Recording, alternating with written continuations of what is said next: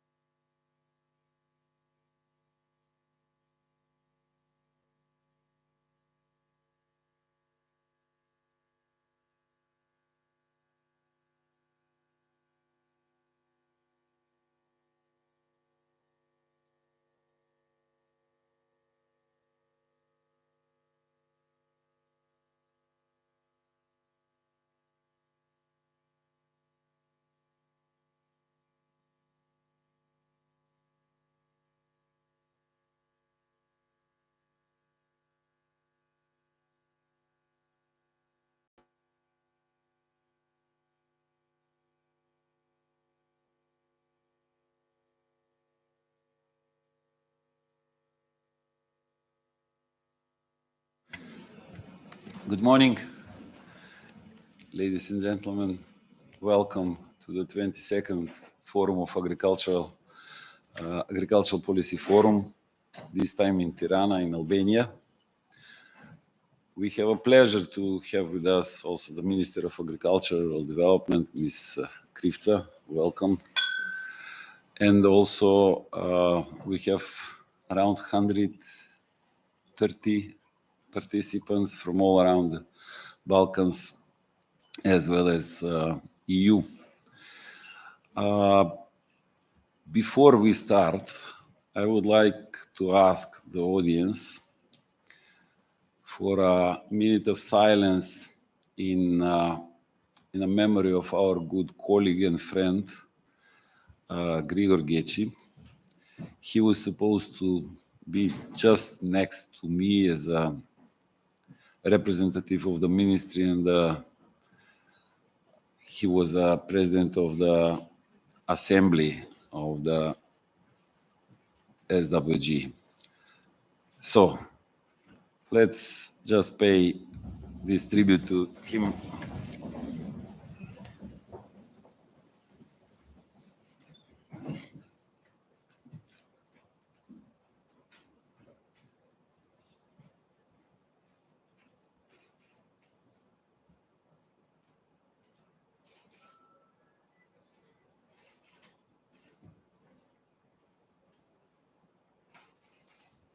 Yeah, rest in peace, Grigor. I hope you're in good hands.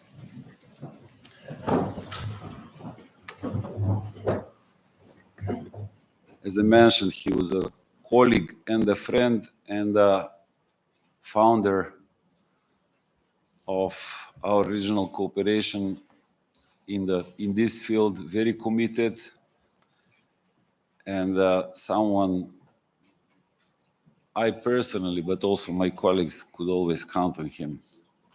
We miss you, my dear friend. I would, according to the program, I would now give the floor to Her Excellency, Ms. Frida Krivca, Minister of Agriculture, Rural Development of Albania, to address the forum. Thank you for hosting officially this event and the forum, and this will be 3 days of a good discussion. Of course, we'll miss you. I know your busy agenda and schedule, but anyhow, you have quite some representation here of the young colleagues, which will pass and bring these messages to your institution. Ms. Krivca, the floor is yours.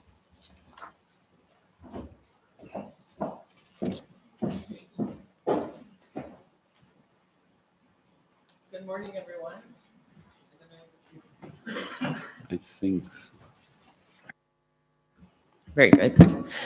Good morning, everyone. It's such a pleasure to be here with you all, among faces that are so dear and so familiar to me, in a different capacity, actually, in my previous work experience. You probably, and this is not in my notes, but it's very hard to convey how I feel about this audience. It's extremely emotional, especially after mentioning a very, very, very, very dear colleague who has contributed so much to advancing the agenda of the agriculture sector in Albania, for which I would like to ask you all to make a round of applause.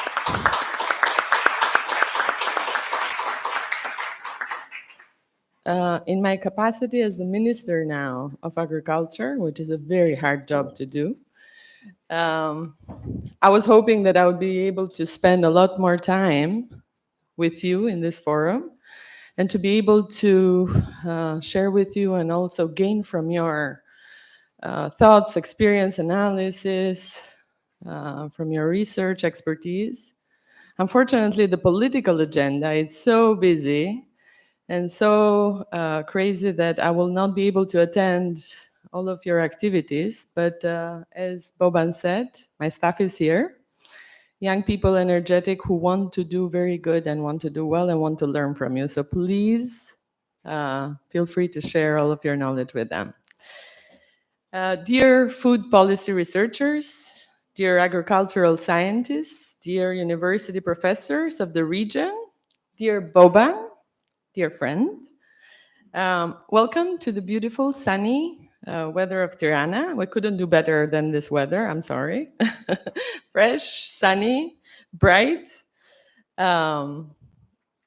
In the region and in the quality of the presidency that Albania and the Ministry of Agriculture and Rural Development has this year and during the last year, I have followed very closely the work that the Regional Rural Development Standing Group, SWG, in the coordination and analysis of the agriculture and rural development policies in our countries. I can confidently say that despite the fact that 2022 seriously challenged the work of all of us and the ability of policymaking to be at par with the farmers' needs and the producers' needs and the agro-processors' needs, the role of this group has been proactive in coordinating information and providing solutions at the right time. It is important that the meeting and discussions that you will all have today that are taking place in Tirana have, amongst other things, some priorities, issues that are currently happening, which in the fact, more than in any of the last decades, have impacted agriculture and have put agriculture in a stress and have put agriculture in everyone's eyes. Here I am talking about the Russian aggression on Ukraine, which you've heard a lot, but which has caused, in fact, a major chain of reaction, which has affected and has put into difficulties and constrained the sector in countries that are rich or poor. Especially coming after the period of COVID-19, where we were barely facing the consequences, and in Albania's reality also coming after an earthquake which devastated the country in 2019. So for us, the Russian aggression on Ukraine is, and the effects and the chain effects that have occurred after it, is a third shock to the system.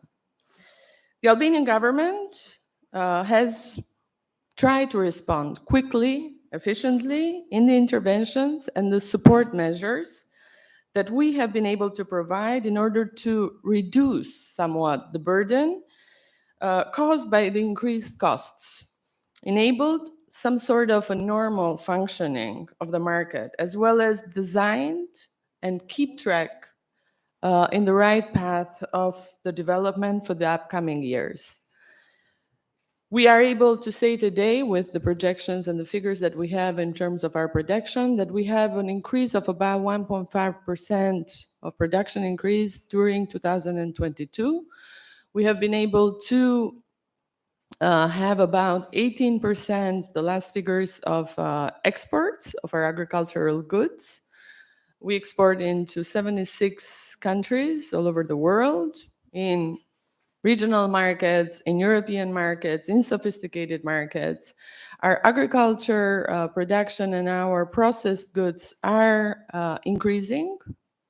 So considering the effects of the shock to the system that we have faced this year, we're not doing bad, we're doing good.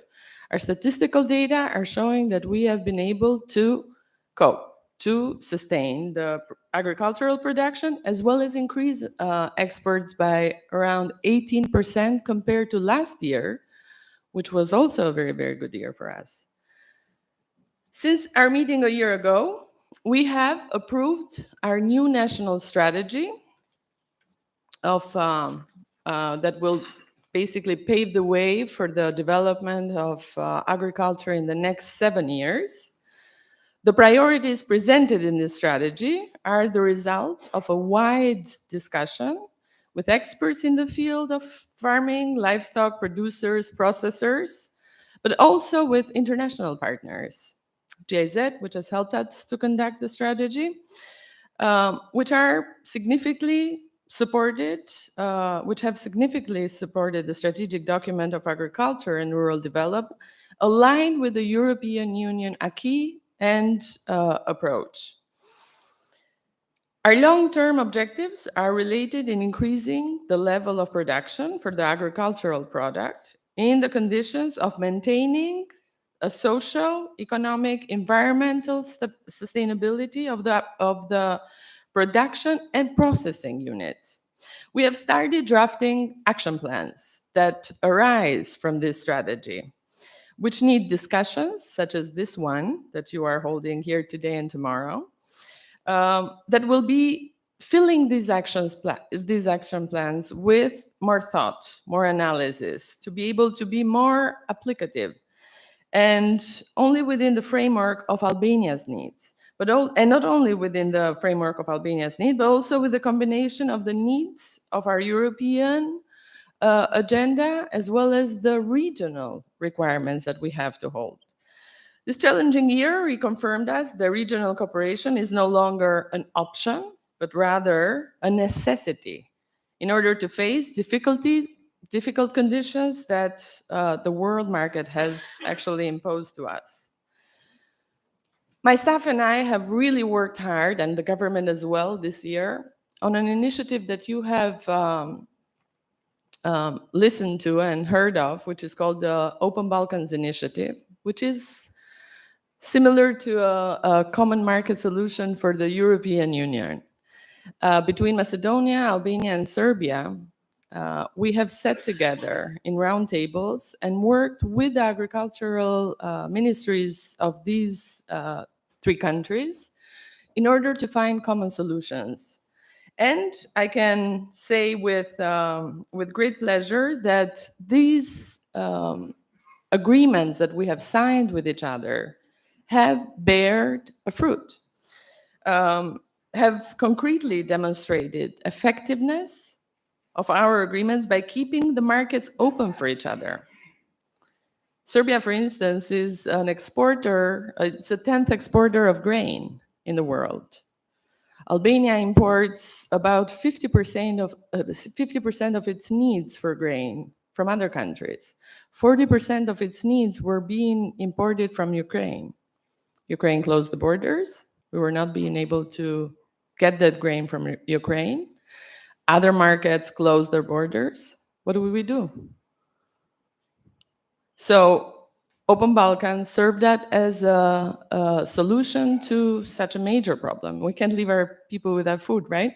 And we can't keep producing like that right away, even though we have started with a measure of supporting our farmers for grain production. So we offered support and security at a time when uncertainty was greater than ever across the globe. And that's regional cooperation. The final document of the strategy that will be produced also from your thoughts, positions, arguments that will be presented at this meeting should focus, in my opinion, and I encourage you to do that, in finding solution to the increase in prices as a result of the war, on the blockage and the fluctuations of the transport routes, which we saw major challenge this season, this agricultural seasons with our exporters. The trucks were not being able to come here on time because of the fuel prices. They were able to go to other countries that were paying more money for them. The extreme rise of prices in input costs. In the appropriate fiscal policies that must be adopted to facilitate agricultural production in preventing and coping with the consequences of climate change. I was reading in the paper the other day that Italy had a damage cost during the dry season, the last dry season, of around 6 billion euros. I mean, just because of the dry season. So we need to find alternative solutions by using better our resources, our natural resources, more effectively. more efficiently. And I'm sure this room here is able to provide such ideas and solutions if we sit together, work together as a team. The agriculture of the future is the agriculture of knowledge. This is a belief that I have. That's why we have increased, as Ministry of Agriculture, our cooperation with SWG, for sure, which is supporting us greatly. But we have also increased our cooperation with the University of Agriculture in Tirana. I am spending a lot of time with the university. We're having open dialogues every month, opening up, talking with them, finding common solutions together, encouraging students to join agriculture, which is a major challenge in itself. I don't know in your countries, but we see less and less interest of young people who want to join the sector. How are we going to make it more interesting for them? How are we going to make agriculture more relevant? I mean, it's relevant in our needs, but it's not relevant to our young people. We need to find the solutions to be able to attract them better. Our professors have a major role to play. Our policymakers have a role to play in this. We can't just sit there and wait for it to come. It won't come by itself. It won't come by itself if, agriculture on TV is being portrayed as a sector that is not interesting. It's not fancy. It's not sexy. Right? We have to make it attractive to them. It's our role to do it. So I am I'm truly, and I'm honored that the presidency is in Tirana today, that you're all here. And I really encourage you to have an open debate, a constructive one, be able to discuss all of the hot topics and come together with solutions that we policymakers, even with our crazy busy agenda, are able to address effectively in order to be able to make agriculture a better force in the coming years. I thank you all very much today. I hope you enjoyed Tirana during these 2 days. You enjoy some of the hospitality that we have to offer. I'm going to try to squeeze in as much time as I can, and look forward to seeing all of the solutions that you have found. Thank you very much.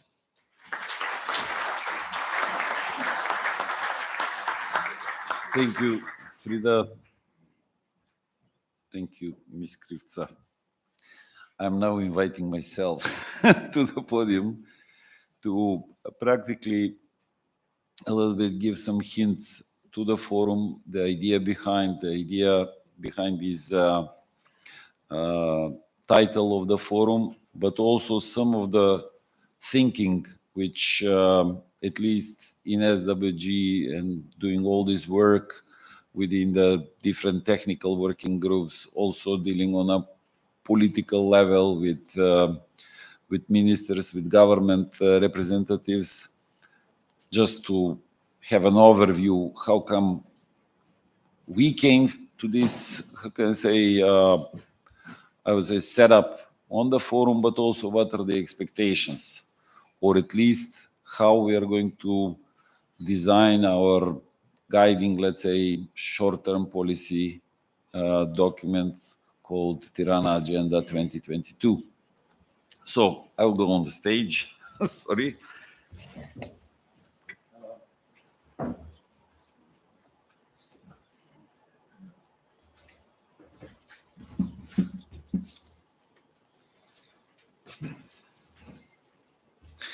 Dear colleagues, distinguished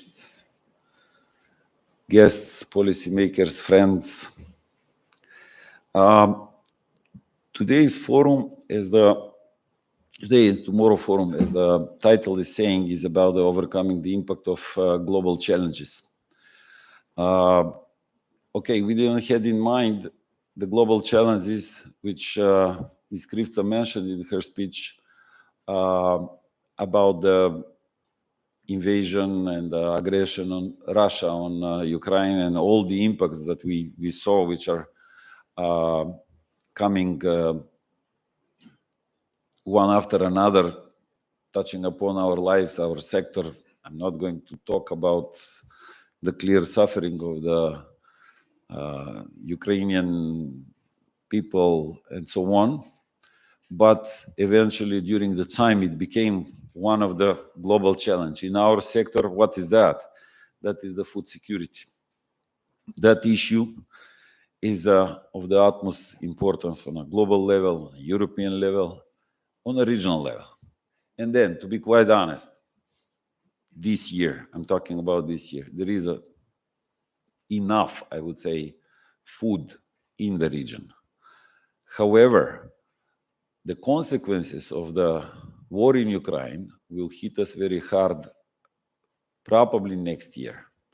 The consequences, including the inflation, the rise of prices, and of course, the rise of the prices of the agricultural inputs, we are going to feel the very next harvesting season. In a situation where in the region, population, citizens are spending 40, in Macedonian case, 47% of their income on food.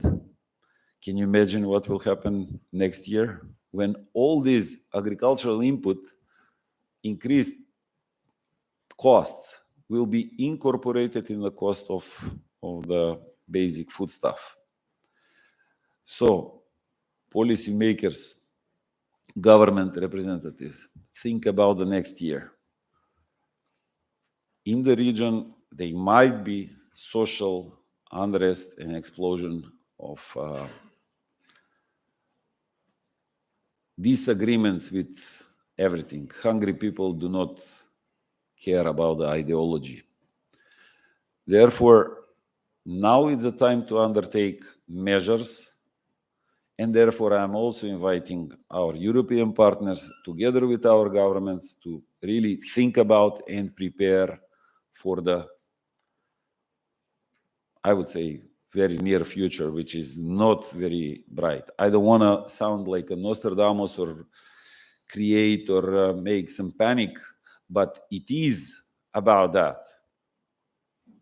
We now see the consequences in all the increase of prices. Okay, part of it is a real incorporation of the increased costs of logistics, handling, and so on. However, let's say 30 to 40%, it is, I don't know, psychological or speculative part of increase of these prices. Therefore, food in the region, it is not a question whether there is a food, but who can afford that food. In Germany, for example, citizens spend 10, maybe nowadays 20% on food stuff. Here, almost 50% of their average income. The second global challenge, and that is what we have in mind when we practically try to design our not only forum but also all our work in this regional cooperation. That was the green agenda for the Western Balkans. Can you imagine just 2 years ago this was a hot topic? Nowadays, I can see here, I mean, here is the minister, he's also former minister in North Macedonia, and also policymakers, state secretaries in different capacities at different time. This is not an issue anymore, considering all these problems which are affecting the region and all this fear. I mean, whether someone will press the button or not press the button. Hopefully, rationality is there.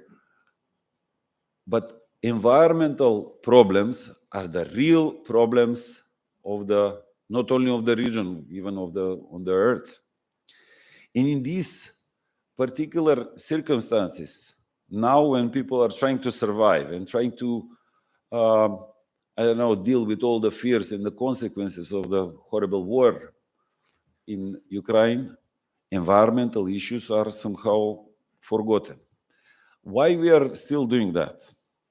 Or why we are addressing in most of the technical topics today and tomorrow we are going to discuss this. We have to keep the narrative alive. We have to keep the discourse alive. Regardless, I would say, hope that this war will end. But the consequences, maybe not now, maybe 30 years ago, 30 years after, or 50 years after, Mr. Miller will present different models of how climate change will affect the region. The effect will be the same, like if someone is pressing the button, which we know what it means. Anyhow, we will have an Armageddon if the worst scenario of the climate change is seeing the, how can I say, reality. Therefore, on our scale, on our small region, small countries, what is the answer for that? It is regional cooperation. We are too small and too, how can I say, of course, we suffer from the different type of mythology, history involved, and so on, and we believe how great we are. But see the map of Europe, see the world map, this is a small region and involves too many countries. The answer to this, how to respond to this question, first is EU integration, which, by the way, sorry to say that, it is not going to happen that fast. Our whole life, I have seen some friends which we are working for the last 20 years, this is just not happening. I can address that there are two sides of this medal. However, in the meantime, what we should do? We have to cooperate even more and forget our differences and our political or national or even nationalistic agenda, which are very much profound, like never before in the last 20 years. Ms. Krivca mentioned Open Balkan. That is an economic project. How the countries in the region have to cooperate on economic basis equal to equal. It's not a political project. So I'm asking especially people who are observing Balkans, and they're saying that there is a fear that the biggest country will take the smaller countries and so on. No, that is not going to happen because these small countries will not allow that. It's an economic project. And first of all, it's a continuation of a political process which we know as a Berlin process. This is only the operationalization of all the great ideas which started in 2014 and initiated by Ms. Merkel in that time. So there is no fear that this Open Balkan is something different than it is. It means open border, it means faster trade, it means free trade, it means recognition of certificates, free movement of working force, and so on. So to make a little bit of a movement in the Balkans. Of course, once again, to repeat, this is not a replacement or this is not an alternative to our EU integration aspirations. Okay, today agenda will be about EU integration, the program or the tools which we have here, and that is EPARD program. Our colleague from DG Agri, Mr. Sulima, will present. We will talk about the agricultural knowledge and innovation systems. We will talk about the forest management and all related problems. We are going to talk about soil health, creation of sub-regional Western Balkans soil partnership.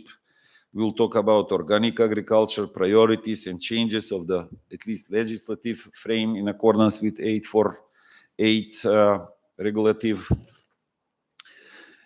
And okay, I would also, that is what the presenters will do.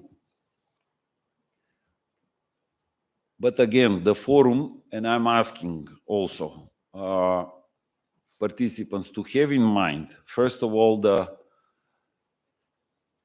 this idea of EU integration, it is all about that. It is still our main political agenda. Very dangerous that nowadays this rhetoric, or even in a public discourse, which I never heard for the last 20 years, there are certain political leaders which are maybe considering other options. I don't believe in other options. We are Europeans. Our place is on this side of Europe. We do not have any alternative. Sometimes when we are frustrated with the process itself, maybe we would like to have an alternative, but there is no alternative, and this is our and the only option. Therefore, also invite here, for the purpose, I invited even former EU officials, also a former even strategic thinker within DG Agri. Unfortunately, he missed the plane, Mr.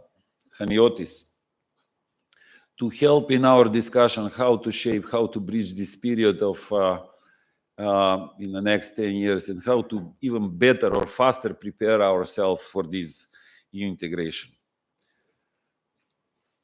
Until now, it was a very long and sometimes, I mean, from my age perspective, was a boring process, because who remembers now the Thessaloniki summit and all the big, great ideas which were promoted there? And at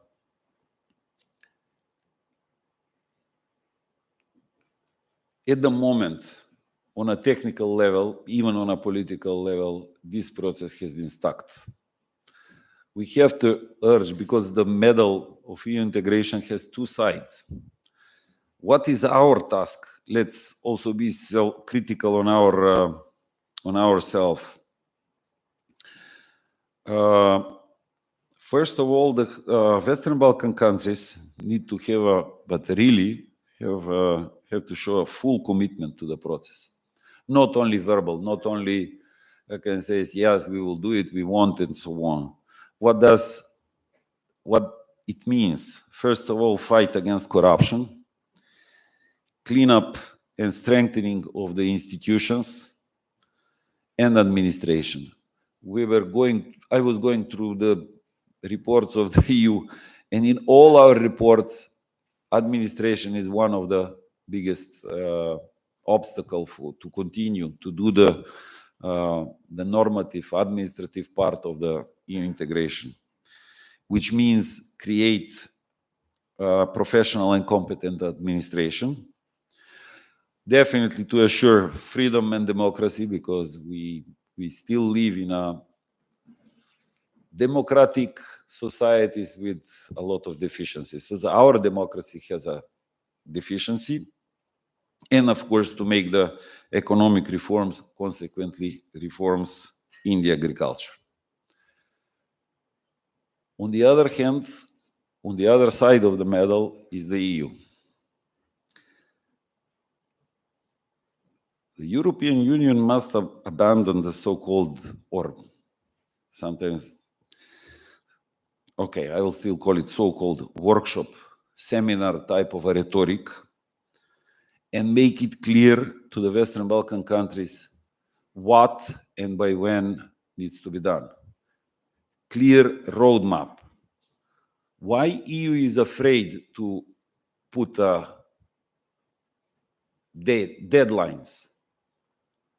We can then mobilize here. What was wrong with the 2004 enlargement, 2007? Okay, some of the countries were not prepared, but from this perspective or this time frame of 20 years, what was wrong there? Even those countries who did not, I don't know, fully fulfilled the requirements, they're doing still well. Of course, with problems, but still well. Therefore, okay, there are now some kind of unofficial deadlines, 2030 and so on. But please make it clear and set up the agenda so that all our governments, no matter who will get in power, should work on it.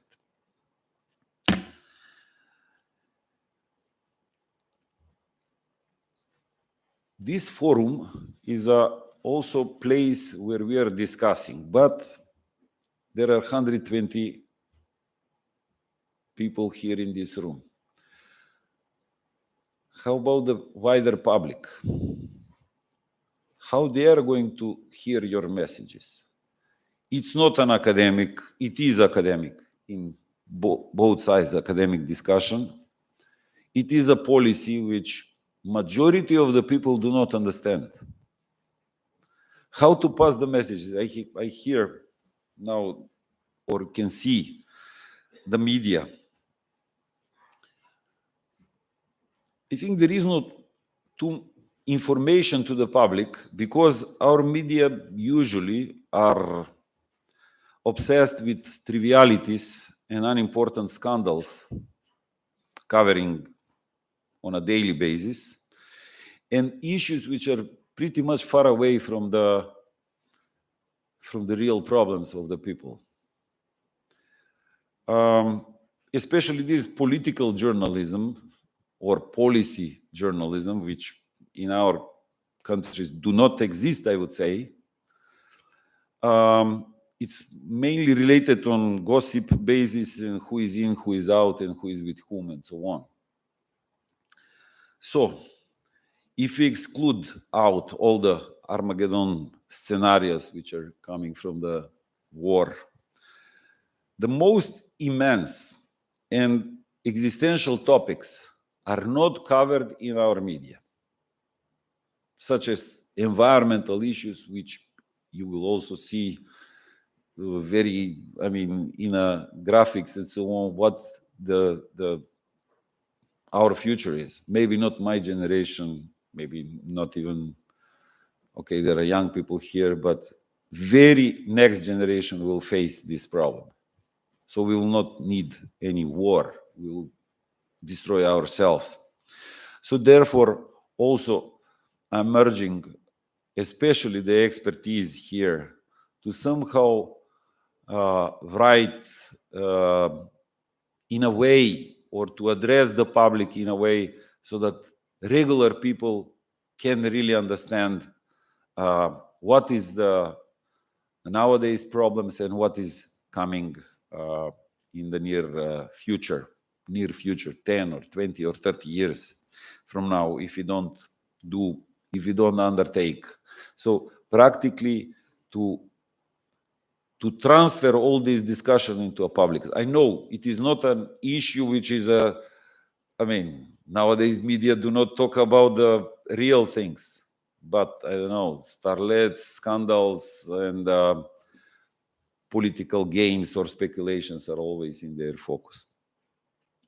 I will finish with this, hoping that we will have and I will try to motivate you. I will really do my best presentation after each topic which we are going to address. Later on, I will invite, before we finish, Dori, you will inform the audience how we are going to work in the group and also go in detail in the program what will happen tomorrow. And hopefully by tomorrow lunchtime, we will finish our work and we'll bring the messages, or at least for SWG and for the setup of nowadays maybe 300 people network involved, what we are going to do for the next year. So on my behalf, thank you very much. I would like now to invite Christoph Sulima. It is your turn. We will start according to the program. So Christoph, the floor is yours.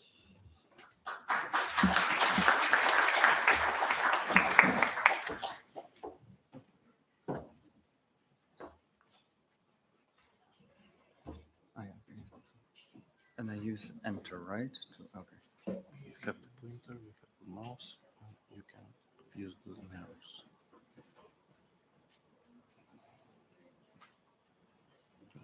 This or to see both on. And I use this one. Okay. Right. Good morning. Dear Miss Minister Krivca, dear Mr. Illich, dear participants, dear colleagues. So first allow me to thank the organizers of this Agricultural Policy Forum to give me the opportunity and the chance to talk here about the green transition, about the European Green Deal, about the green agenda for the Western Balkans, because these are one of the key priorities of this European Commission and of the European Union. And this green transition, it's so important for the European Union, for the European Commission, because it is considered as one of the key answers to all the challenges. We could have heard from the previous speakers already how many challenges we are having, we are facing, not only in the European Union, but also in your region, in Europe and beyond. And I think our Vice President of the Commission and Commissioner for Climate, Mr. Timmermans, he put it very eloquently when he said that humanity is being challenged at a level that we have seldom seen before in human history. And all these challenges are coming together at the same time. And these numerous challenges, they could be defined or identified or divided in 3 different categories, which coincidentally also cover the 3 dimensions of the sustainability, of the concept of the sustainability. So we have challenges related to the economic situation, but also those related to the social aspect of our economies and of our lives, and also environmental sustainability. And we have had already a long list of challenges so far. And one of these challenges is, of course, climate change and the more and more severe consequences of the climate change which we can observe. In the last summers, including this summer, we have witnessed persistent drought, flooding, and more severe forest fires throughout the whole European continent. And these have already been on our agenda, how to address those challenges. But our situation now is even worse and more complex, more difficult, because we have new challenges. And these challenges, as it has already been said, they directly result from the unprovoked military aggression by Russia against Ukraine. And here I refer to the food security, food affordability, already mentioned by previous speakers, but also the issue of energy security. And these are the challenges which are common for all of us, European Union, Europe as continent, your region including, but also it goes well beyond. And we believe, European Commission believes, that the green transition, which is translated for your particular context in form of the green agenda for the Western Balkans, can be a good and relevant reply to these challenges. What does it mean? It means that the green transition issue is here to stay. It also means that the new geopolitical situation, new economic situation in Europe does not make the green transition less relevant. On the contrary. And this has been also confirmed clearly by the European Commission. The President of the European Commission, Ursula von der Leyen, has made it also very clear the importance of agri-food sector, of farming in the whole process of the green transition. She said that the European farmers are key to managing the transition. She has also made it clear that the green transition, it's also about maintaining livelihood of farmers. So this is in the interest of the farming community, of agricultural policies and stakeholders to also promote and implement green transition. The 5 pillars of the green agenda for Western Balkans, they are here also to reinforce the resilience and sustainability of the food system of agriculture, and through this also to help maintain our strategic food capacity production, our food security and food safety. And as we have said, the 5 pillars of the green agenda, they also have as the objective to allow your region not to be left behind in the green transition, because the green transition has already started. And it also means that thanks to the green agenda for Western Balkans, you are supposed to also benefit from this policy initiative. When we are looking at the green agenda, we see 5 pillars, but we also see 3 what we call cross-cutting principles, which should be remembered about and which should be taken care of when implementing the green agenda. This is, of course, do no harm principle, which implies that whatever you do under one pillar should not do any harm to the activities and objectives of other pillar. It also means much stronger mobilization of research, knowledge transfer and innovation, but also development of digitalization. Because without digitalization, without much stronger reflection of the result of the research in our policies, we can have huge difficulties in achieving the objectives of whether Green Agenda, Green Deal, or the green transition in general. Of course, we are all aware that the main pillar for our community, for rural development, for agriculture, it is the 5th pillar of the Green Agenda. However, agricultural and food policies, they also have some homework to do when it comes to implementing the remaining 4 pillars of the Green Agenda. I will take here just one example, the example of the pollution, or fighting against pollution, if you like, where one of the actions is to define or identify the air quality strategies at the national level. We all know that agriculture is a major contributor when it comes to ammonia emission, which have a huge impact also on health. And therefore, we should not imagine having air quality strategies without agriculture being built in and having also some tasks to do there. Equally, the same we can be said about addressing the pressures on water quality and quantity.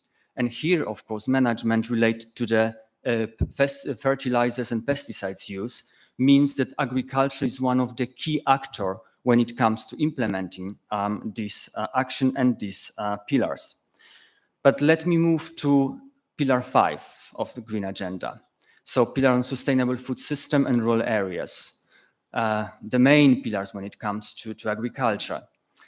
We all know that it's a quite rich pillar when it comes to the work to do, including numerous actions, ranging from aligning with the EU standard, improving and deepening this process, ensuring food safety, more consistent and more profound promotion of environmentally friendly practices and organic farming, better and more efficient waste management, but also continuous and speedy investment in rural areas and adaptation to climate change.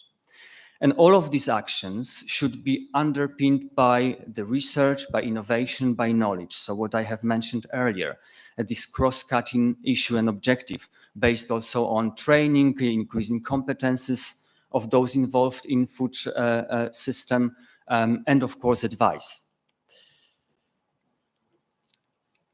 We have defined actions under the Green Agenda, including under Pillar 5, but what is important to also think of, and that's perhaps the key issue in implementing Green Agenda, are the mechanism or tools to implement those activities and those actions. And before I will go to some more concrete mechanism, I would like to mention 2, as I call it, inspirations or inspirational good practices which exist in the European Union. First of them is the new Common Agricultural Policy. And this new Common Agricultural Policy, which will be implemented by the member states as of the next year through their new CAP plans, put environmental ambition at the heart or at the center of this new policy. It means exactly that member states are expected to provide a higher environmental ambition of their plans compared to the current programs. It also means the completely new green architecture, which in addition to conditionality or cross-compliance, if you like, it also includes strengthened rural development, but also it includes completely new feature, new instrument, which is eco-scheme in the first pillar, so related to the direct payments, and which simply means that farmers, they have to do for the environment and climate in order to claim their CAP support. It also means allocating certain amount of money, which is expressed in percentage as ring fencing and is obligatory for all countries, for the environmental objectives. So these are just few examples of this new CAP, which clearly shows the trend of increasing the environmental ambition and increasing focus on these issues in the context of the common agricultural policy. The other set of inspiration is what have been done already in the EU in terms of implementing the European Green Deal. So in a way, a sister or brother, if you like, of your green agenda for your region. And I will just mention a few examples, which I believe that they are relevant also for your context and for the green agenda. So for instance, EU Action Plan or Organic Farming adopted last year, through which the European Commission and European Union want to promote the consumption of organic farming, but also increase the organic farming production, as well as increasing the sustainability of organic farming practices. What does it mean? It means, for instance, focusing through the use of Acquis research and innovation on the techniques or technologies which will help us to save the natural resources such as water, or using only biodegradable plastic for the packaging. Then we have also quite recently proposed revision of the sustainable pesticides use law, which foresees the reduction of the pesticides used by half, but also it makes integrated pest management mandatory for all the farmers. And there will be more to come, because next year we will have a framework for sustainable food system proposed by the European Commission. Now, when we talk about the mechanism of implementation, we could divide it in three different categories of what is actually needed. And it all starts from the policy makers and those who decide about the big policies and politics. Because without them, there is no impetus for the other layers, let's say, to promote and introduce the green transition. It means, for instance, that policymakers are expected to mainstream the environmental and climate concerns, for instance, biodiversity or the climate objectives coming from the Paris Agreement, into all relevant policies. And as I said, this is a necessary impetus for those who then prepare the legislative framework and regulatory framework. So those who actually will later on decide about the regulatory framework, for instance, for translating the new organic farming regulation into your national context. Those who will not only define the good agricultural environmental conditions, but will also take care about defining instruments, how to implement it in practice so that it doesn't become theoretical. And these are also elements or mechanisms which are necessary, for instance, to ensure that the objectives related to the pesticides reduction can really happen. Because for this, first of all, we have to have reliable monitoring system. And the third layer of this mechanism of implementation are, of course, the instruments and the proper funding.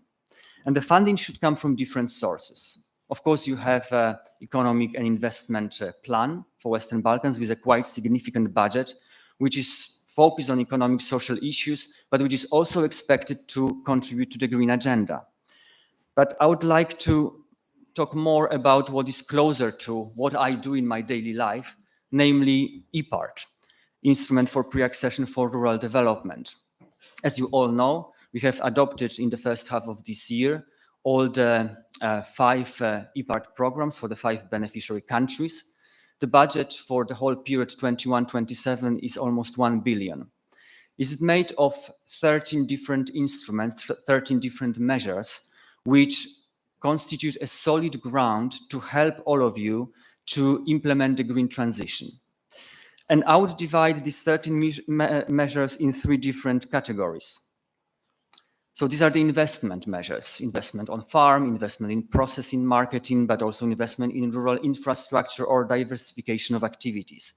they all have huge potential to deliver to a number of those actions defined under Pillar 5.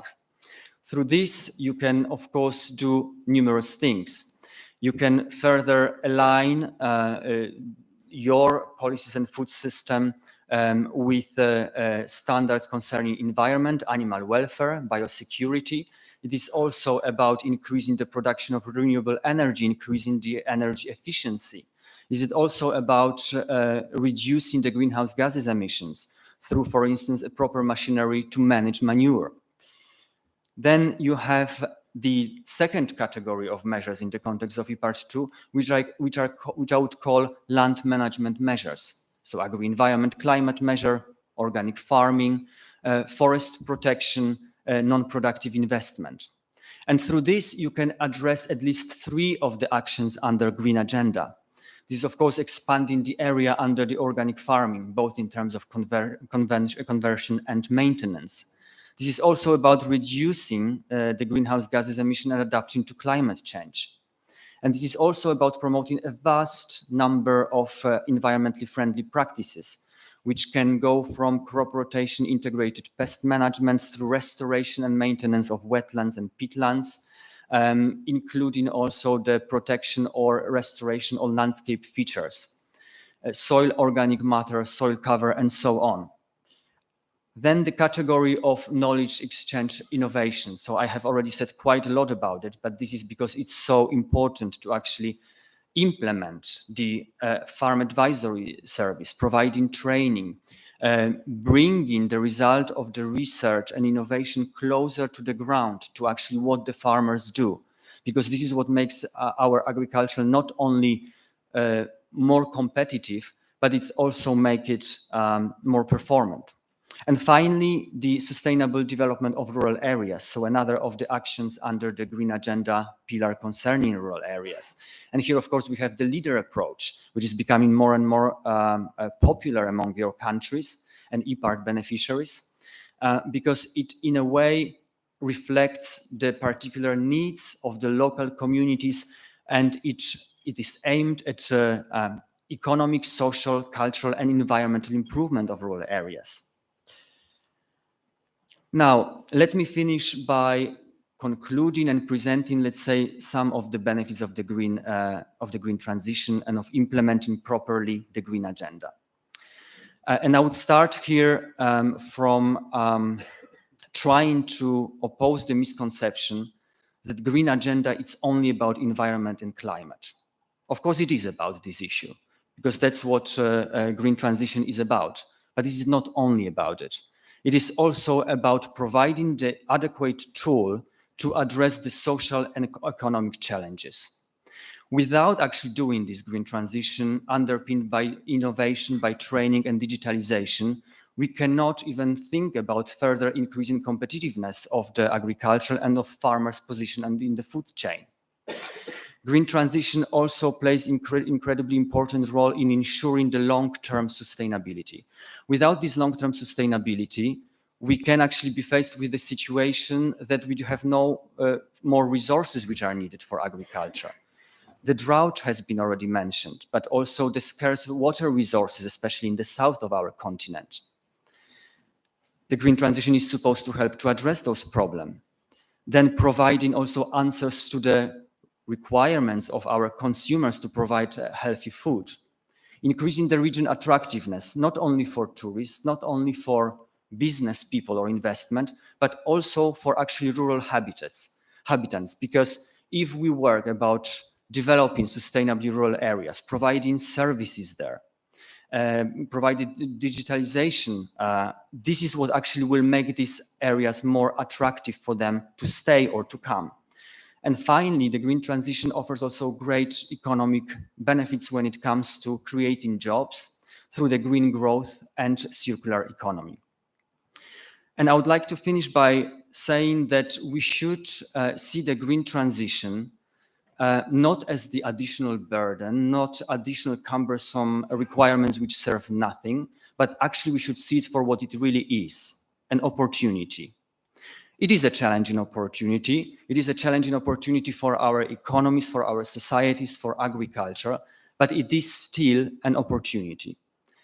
And only with a common effort and steady effort of all those involved, starting from policymakers through agri-food industry and farmers, we can really ensure the successful green transition, which will also benefit all of us.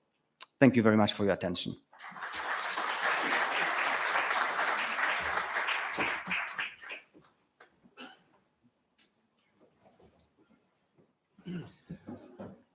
Thank you. Thank you, Krzysztof, for a comprehensive presentation.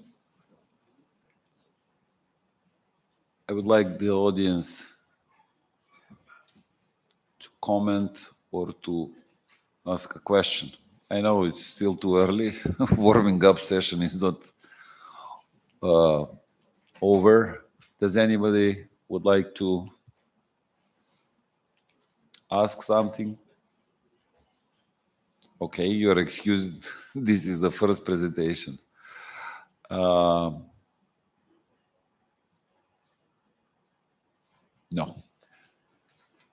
Krzysztof. They're still thinking, but hopefully... I'm here the whole event, so we will have, I'm sure, time to also discuss this issue further on. Okay, you heard, but also, okay, there is a question. Can someone bring the mic?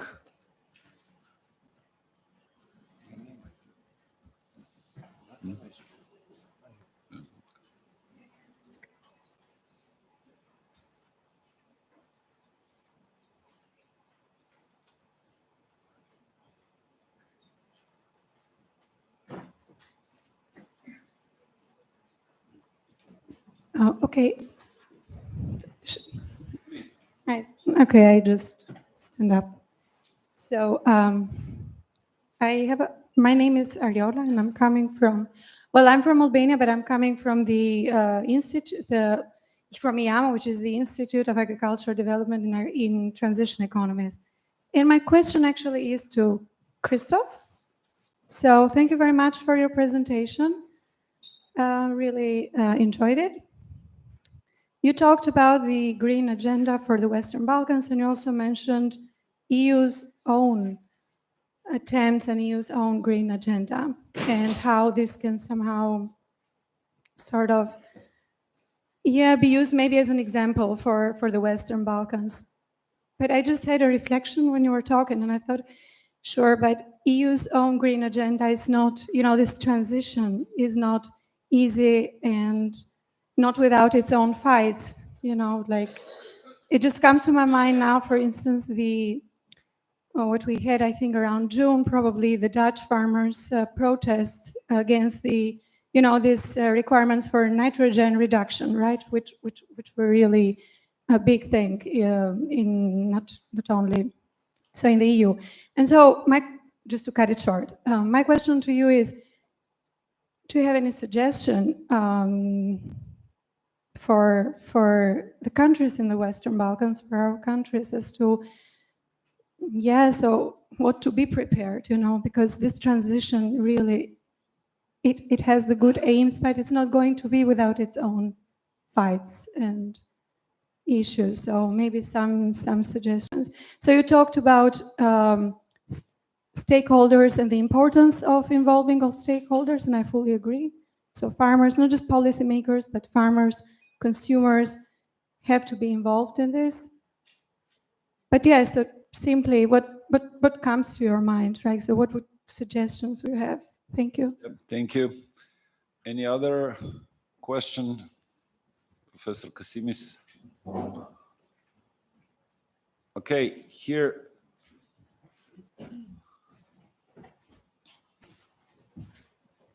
In addition to the question posed earlier on, the Commission has been accused of going back on its green agenda following the Ukrainian war.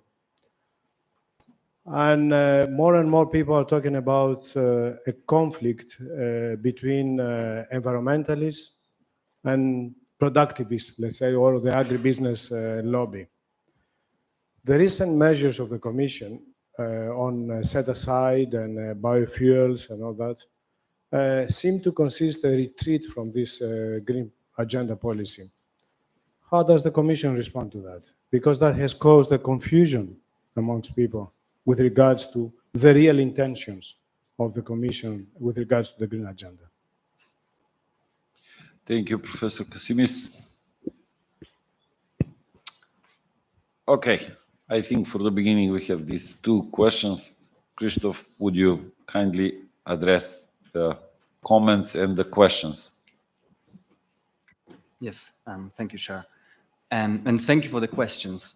Very pertinent, very relevant questions in the context of our discussion. I think to the first question, what I would start with is that we are all learning. We are all in the learning phase because we are all now implementing the green transition. Whether it's green agenda in Western Balkans or a European Green Deal in the European Union, these are relatively new policy initiatives and instruments. And as you know, in the context of the European Union, we are still in the process of actually implementing the action plans and very numerous activities related to this. So as in all learning processes, of course, there can be some shortcomings, some drawbacks, and so on. But the idea is to promote those activities in order to push forward the whole green transition. And when I mentioned few examples, what I called inspirations from the EU context, I think that I would still call it inspirations, not a sort of necessary elements which you have to follow, because we all have particular contexts, of course. Our economies might be slightly different, our needs might be different. Challenges, I think they are still quite similar, as I tried to say in my presentation, for all of us, whether EU or beyond EU. That does not mean that whatever we are doing in the EU, you have to do, as long as, of course, it's related to the alignment with the legal framework and what is important in the context of your accession talks. You mentioned also the role of stakeholders. Yes, I have made it very clear that all the actors and stakeholders of the farming policy, agri-food system, they should be involved. That's also the purpose of different consultations done with those actors, because, you know, policymakers, so like also us in the Commission, we are here to propose, let's say, certain actions, but they should always be based on what people working on the ground actually need in order to address this or that challenge. And that's what we are doing, for instance, when we propose certain activities defined under the Green Deal agenda. So I think that, again, I would underline this particular context of all of us, but I would not refrain completely from what it has been done in the EU or maybe in some other countries, because it's always good to look at the good examples, even if they are maybe not best for you, but at least to see that maybe I should go in the other directions. And the last thing I would say on this question is that when it comes to the activities, I think the action plan for the green agenda is already quite detailed, and it includes a very good set of actions and activities through which you should be able to significantly contribute or achieve the objectives of the green agenda.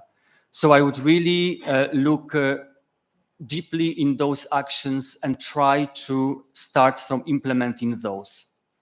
Now, when it comes to the second question about the conflict between the environmentalist on environmental side and agribusiness side, I don't like talking about this conflict, because I really would like rather to talk about the fact that in the really last years, we see more and more common understanding of both sides. And I really believe that CAB actually played a role in it, also through consulting different partners when shaping CAB and so on. The recent crisis related to the aggression against Ukraine by Russia, as I said, it does not, at least from the Commission side, undermine the need to continue with the green transition. The Commission was very clear about maintaining the European Green Deal on its agenda and the need for implementing it. Now, I would give maybe some example of the fact that perhaps this conflict is not always justified, or maybe both sides should try to talk to each other, understand it better. Let's take the example of fertilizers. And we know that agribusiness, let's say, sector is saying that because of the ongoing crisis, the prices of fertilizers, they have been skyrocketing. And it's really difficult for farmers actually to cope with it. And we all are aware of it. But the Green Deal and Green Transition actually is also here to help in this regard, because it wants to propose the possible alternative. And that's also the role of the innovation and research, to find those alternatives so that both sides actually, they see the benefit coming or stemming from it. And I think that there are more of these examples, or we, with our research capacities, we should work on coming up with those examples to show that there is no such a big conflict between the two.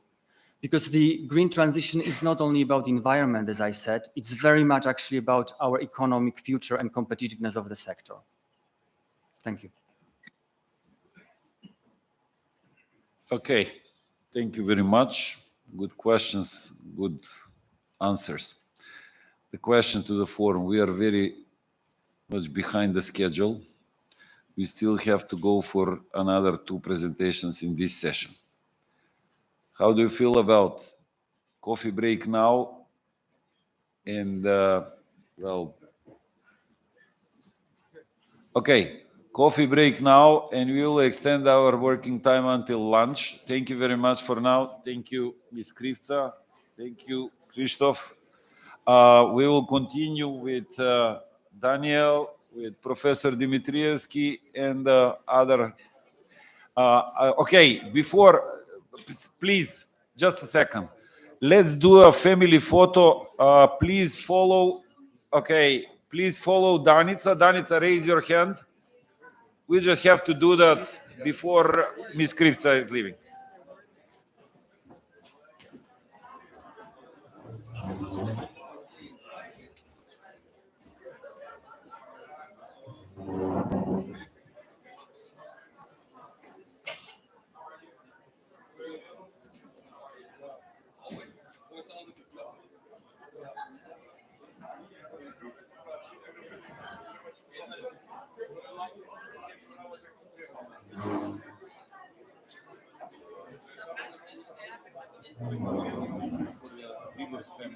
You make sure.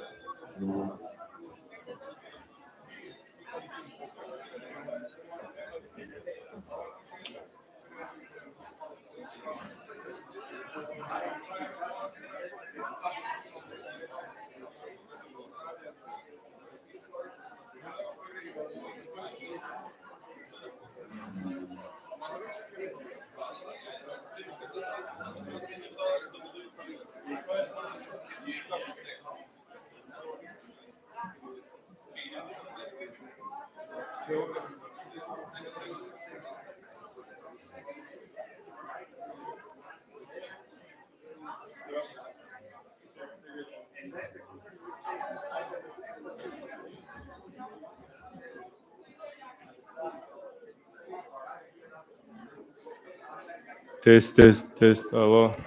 Dude.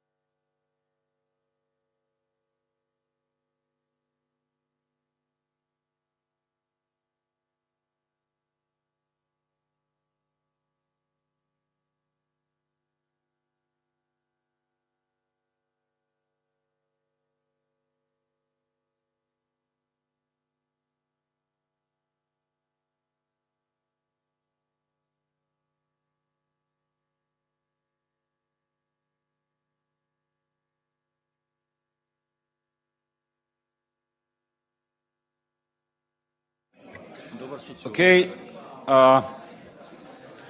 colleagues,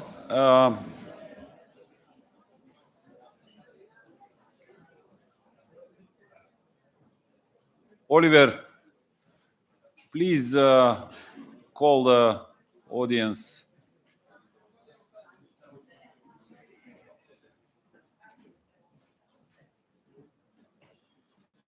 Thank you. Da.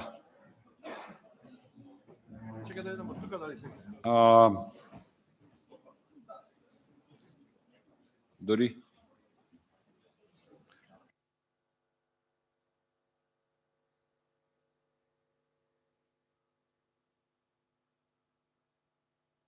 Okay, 1 minute more.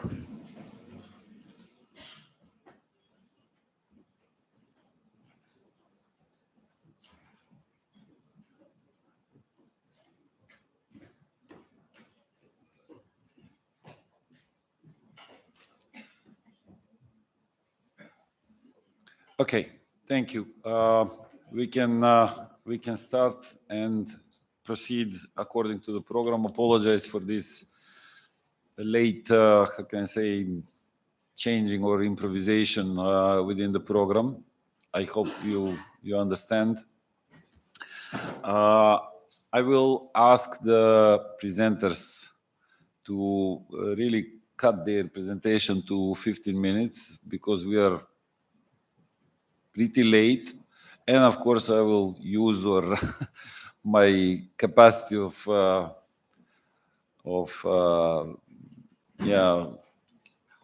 keeping the time schedule so we can cut the time for lunch because the discussion and the presentations in front of us are very important. I hope you will enjoy it.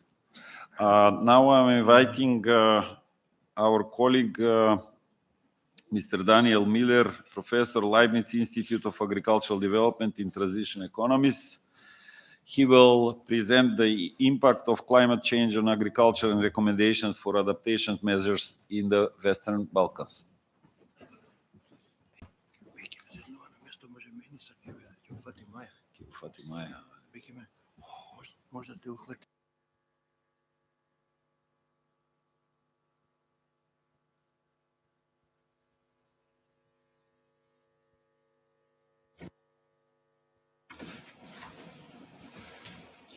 Daniel.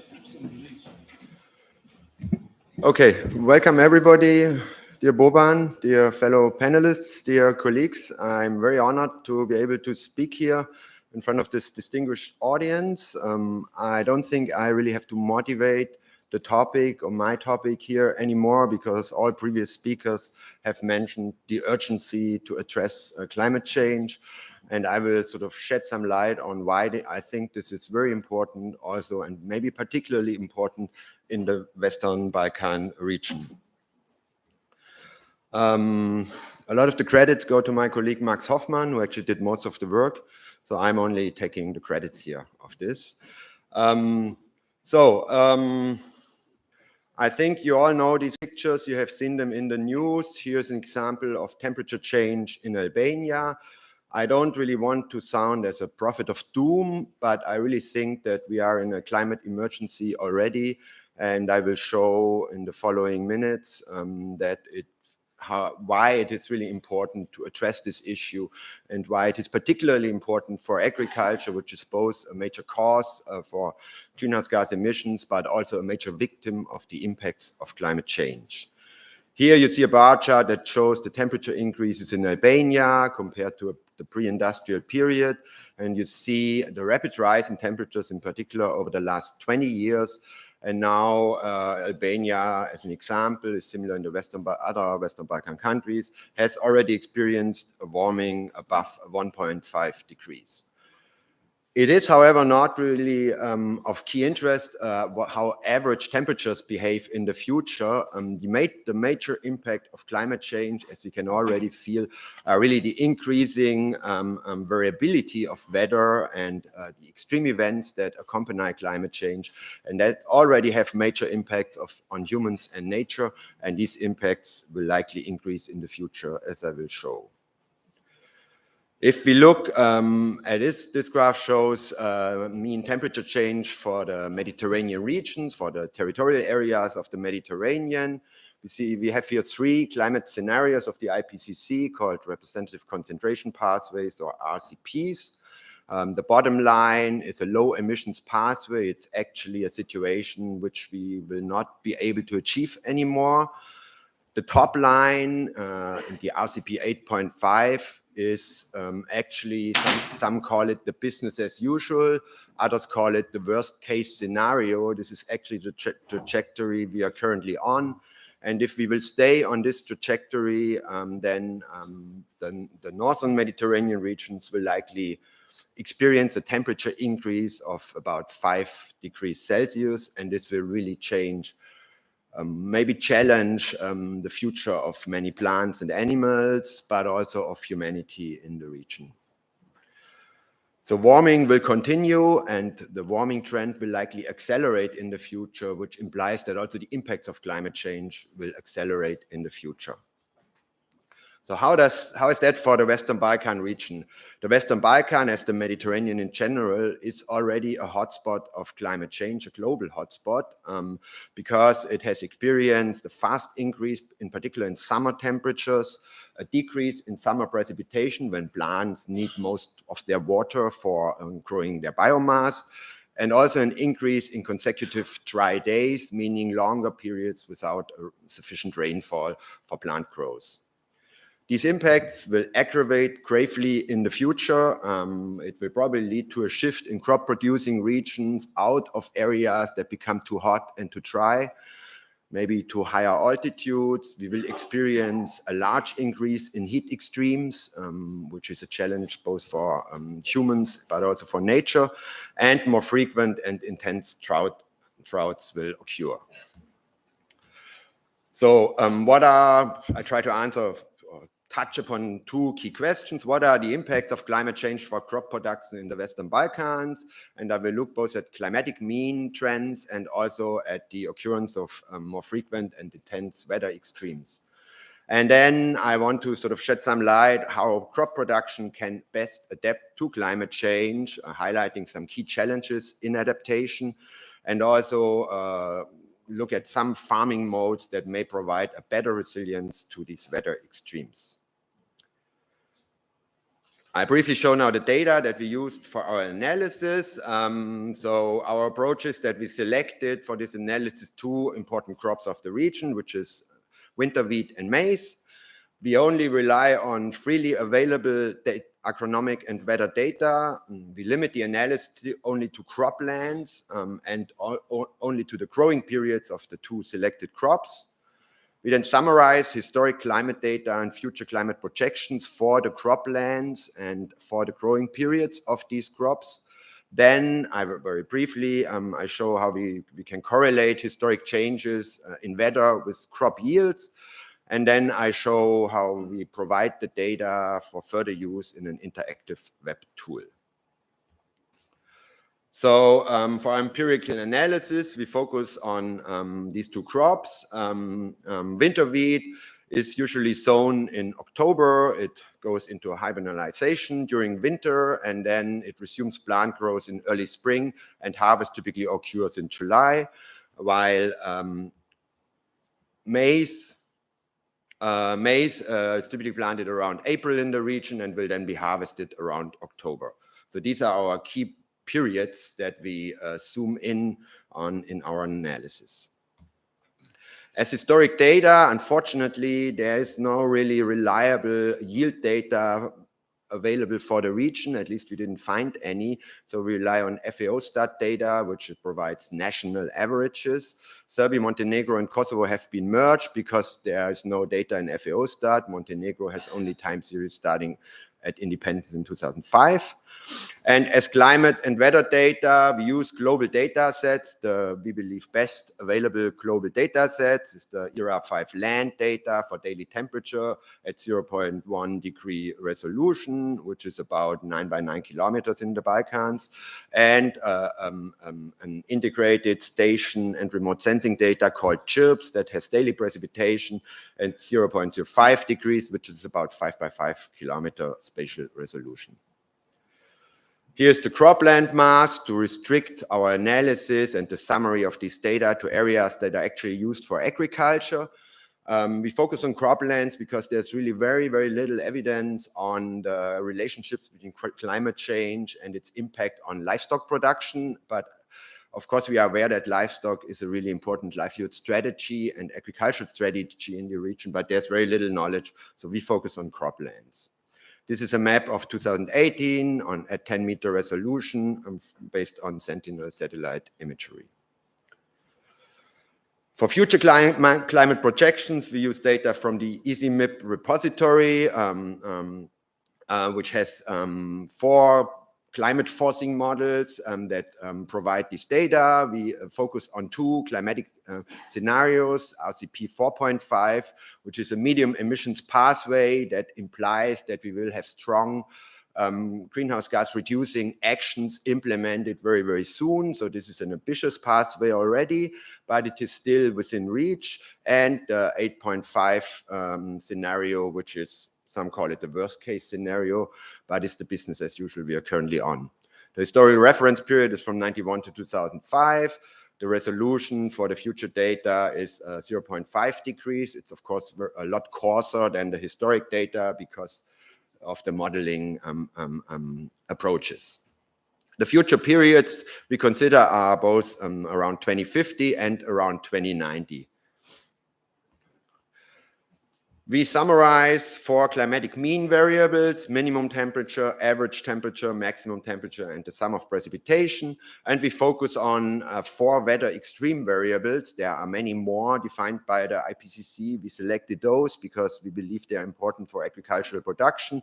This is night heat, frost days, heat days, and heavy precipitation. The definitions are here below. I'm not going into much detail here. We have not included droughts in the analysis because this is really not so easy. The global data on droughts is very, very coarse, has a very coarse spatial resolution and a lot of uncertainties. And there are a myriad of drought indices that could potentially be used. So we left it for now out of the analysis, but maybe we'll approach this in future research. Okay, some findings here. So first, I just here a simple summary of FAO statistics, the yields for maize in red and for winter wheat in blue. Largely winter wheat is grown in the region here. And we see that yields have increased most, probably in Albania and Serbia, according to FAO, while wheat yields have not increased as much. They're still about half of the yields that we achieve in Germany. We also see in this graph the large variation in yields over the years, which point to the variability in weather and the importance of weather for yields in farming. So, and these are just some summaries for the region. You can all use these data in our tool if you are interested to zoom in. So on the left is wheat for the growing period from October to July. On the right side is maize for April to October.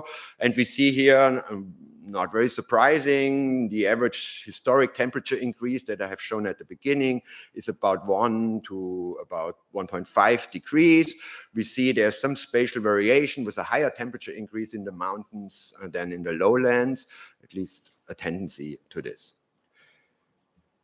The variation in the change in precipitation is more pronounced than for temperature, and we particularly see that precipitation is decreasing in the Dinaric Alps while it is increasing in much of the lowlands, or it has been increasing in the future. It will contract, it has already contracted up to almost 300 millimeters in some regions of the Dinaric Alps, which is a substantial decrease and which already has impacts on nature in this area. Here is a summary of the change in heat days as an example, days that with temperatures above 35 degrees, which pose health problems already for humans, in particular for older people and for young people. And we can see that there already has been quite an increase in the number of heat days in some regions. We also see some spatial variation here with hotspots in the central North Macedonia. Daniel, 3 minutes more. 3 minutes more. Yeah. It says here 11 minutes on my slides. Okay. No. This is Here. okay. Okay. Yeah, I'm good. I'm good.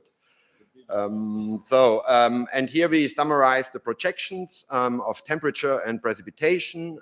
Also, this you can look up in the app.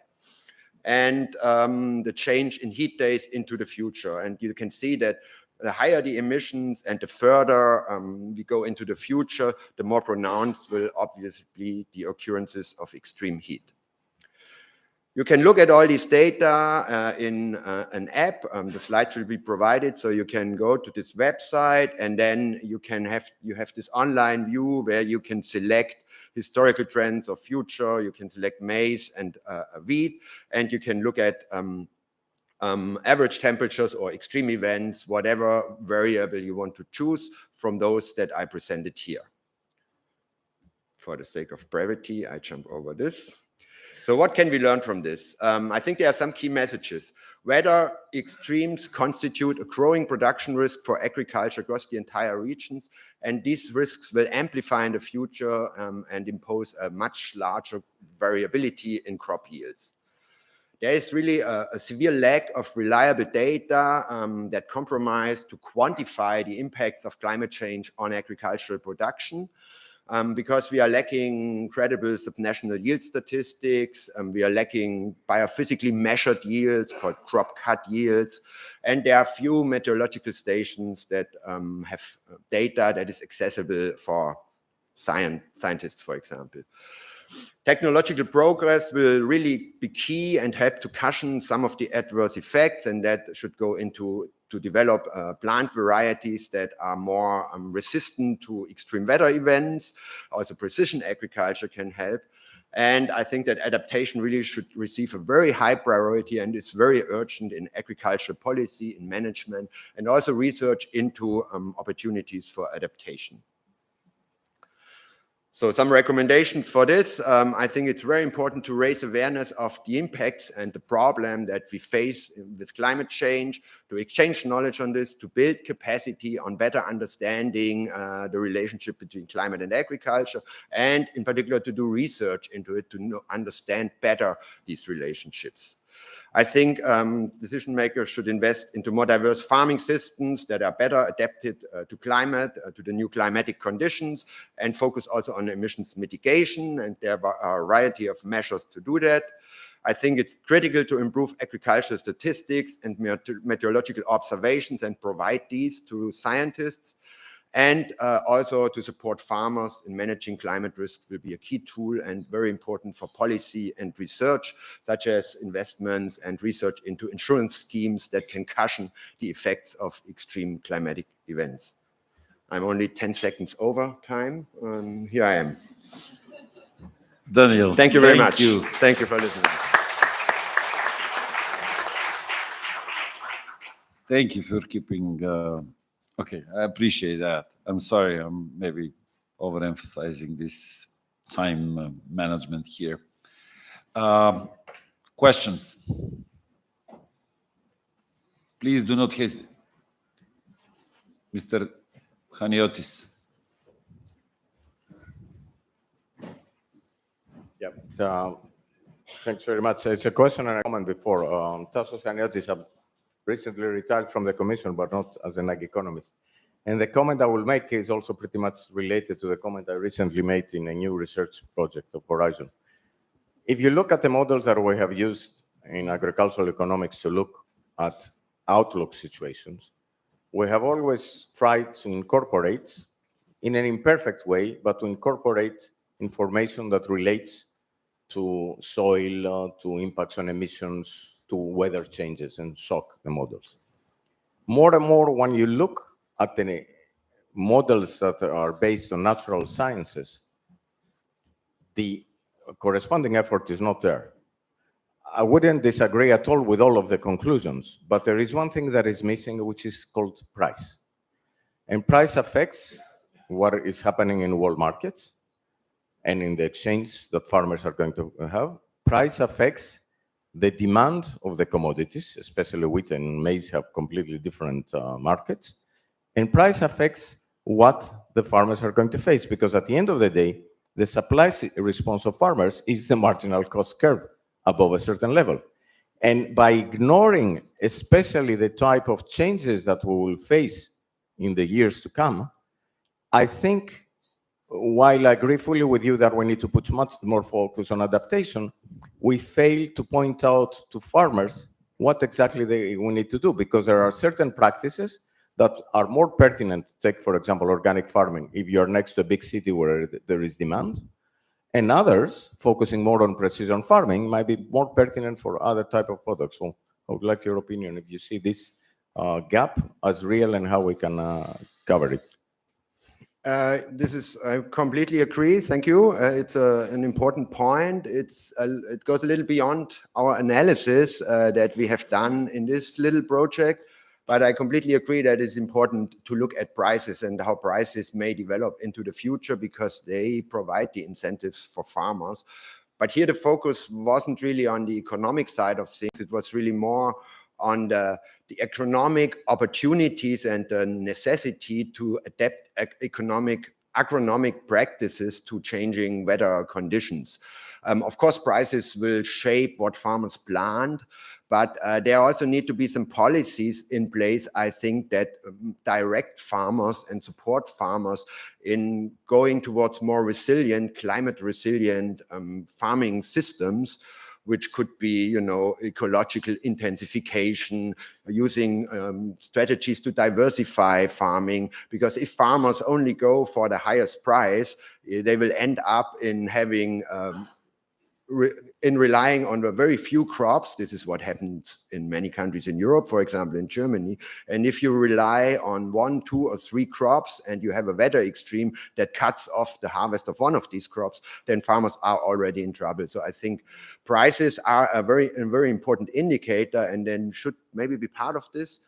But I think it's a task of policy to support farmers to not only look at likely output prices, but also to factor in the risks for farming in general. For example, insurance products could be one way to tackle this and to reduce the production risks of farmers towards a production shortfall.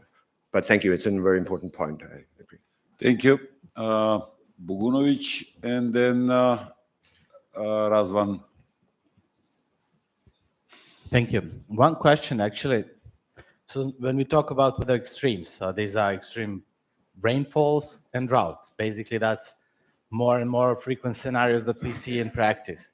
So what I think that is missing the topic related to land management, actually, to the channel system, drainage and irrigation. So it's not just to bring water, but also to maybe to look more in the future at this system as a system that will capture the water for the dry seasons. And I think that I think we should pay much more attention in future on this type of use of channels. So this is what I would like to see in this. This is an excellent point.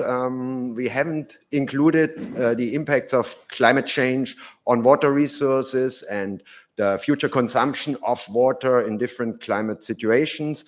To my knowledge, there's not really very reliable spatial data available on water resources across the region, but this is definitely a knowledge gap, and it will be key to use water resources more efficiently, to store water when it will rain, which will be mainly over spring and autumn in the future, for the very hot summer periods when evapotranspiration will be a lot higher because of more solar radiation and more heat periods without rainfall. So irrigation, sustainable irrigation schemes will be a key investment strategy to cushion against climate change and also against extreme weather. Yes, thank you. Thank you, Daniel. Razvan, last question. Yes, thank you, Professor Mueller, for this interesting presentation. I think your challenge was for the team was quite high to work in an environment with a limited data set and observations. Going back to the methodology of this study, I understand you use data from 1990 up to present to make predictions up to 2050. And I would like to ask you, in the context of the limited data series that you had available, how confident are you in the predictions of time of temperature changes upwards, and how confident are you in the reliability of the model you used? Thank you. Yeah, another very important question. I think the reliability of data is really key if you want to get some trust in findings such as this. So we have done a lot of research about which data sets to use. So for the historic data sets, I think these are the best available global data sets. In particular, the precipitation data set has been validated many times, including in the Western Balkans, and it is fairly accurate. Temperature also, but temperature is a little bit more difficult to measure, but it is also the best data set that is available. It's based on remote sensing and also on station data from the ground. It's of course compromised by the fact that there are not so many stations in the region. More stations and the data would have a lower uncertainty. The future is very uncertain, of course, even more so. And again, these are the globally accepted data sets for climatic projections, for climate scenarios, for RCP pathways. The further you go into the future, the higher is the uncertainty. The climate system is a chaotic system, so it is very difficult to estimate that. However, previous IPCC reports, for example, and previous evidence have shown that the earlier models, like already 10 or 20 years ago, they were surprisingly accurate if you compare them to what happened until today. So these are credible models, and this data for the future comes from 4 models, and we have taken the median of these models because you cannot say that one model is better than the other. They're just different calibrations. But so that in a nutshell, there is a lot of uncertainty, in particular for the future, but these are the best estimates that we have. And I would suggest we better consider these because we have no better ones. So this would be my diplomatic answer here. Thank you. Thank you, Daniel. I got the message that the 3 scenarios, there is the worst one scenario, which if we continue like this will be the most probable one. Business as usual, I don't know. We are actually exaggerating even on everybody is contributing, so to say, day by day more. And the most optimistic scenario is also pretty scary, I would say, but still manageable. So that is the main message I got in a few discussions we have last time in Halle about the topic and so on. And SWG will continue to pursue this issue this or the other way. We still have to find different ways to work together and to develop models for even other products. Thank you, Daniel. Excellent. Now Thank I'm you inviting, Now I'm inviting Professor Dragi Dimitrievski, SWG, together with an eminent group of agroeconomists, is working for the last 12 years together. Recent agricultural policy development in Western Balkans has been done with the support of the European Commission, and together with Wageningen University. We are changing a little bit, maybe the partners. It was FAO 10 years ago, 8 years ago, whatever. Then with GRC, now with Wageningen, but the team in the Balkans stayed the same. So practically the data sets, starting from macroeconomic to details on production to policy changes, and especially to the budgetary transfers, which are indicating what kind of a policy our countries are applying in the region is within the team which is from our region, and we are very proud that this team is continuing their work. Professor Dimitrievski, the floor is yours, 15 minutes. Thank you, Boban.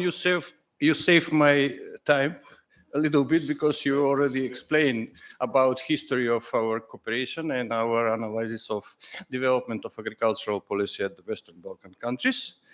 This study was prepared with, we are calling informal group AG policy team, me, Alexandra Martinovska-Stojčevska, Anna Kotevska, and Ivana Janevska-Stavenkovska, but also our national expert from other Western Balkan countries, Sabahudin Bajramovic, Željko Vaško from Bosnia and Herzegovina, Vlada Kovačević from Serbia, Mihone Keroli from Kosovo, Edvin Slima from Albania, and Ali Koch from Turkey, because Turkey already, sorry? And sorry, Milan Markovic, I have here. Sorry, Milan, from Montenegro.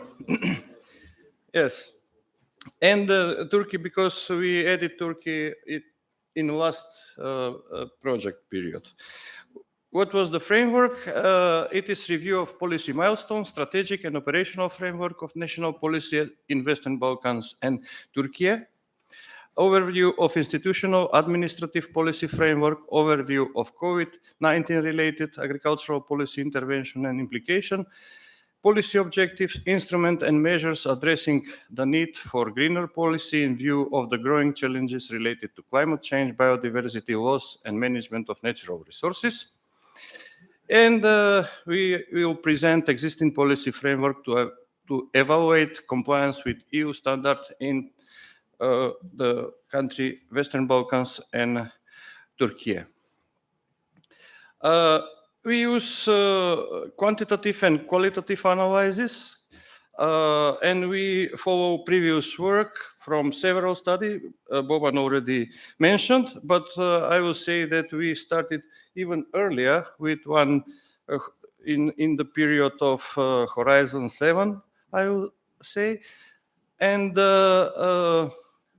we, for presenting what's happened and how the governments support agriculture, we used APMC tool, which has possibility to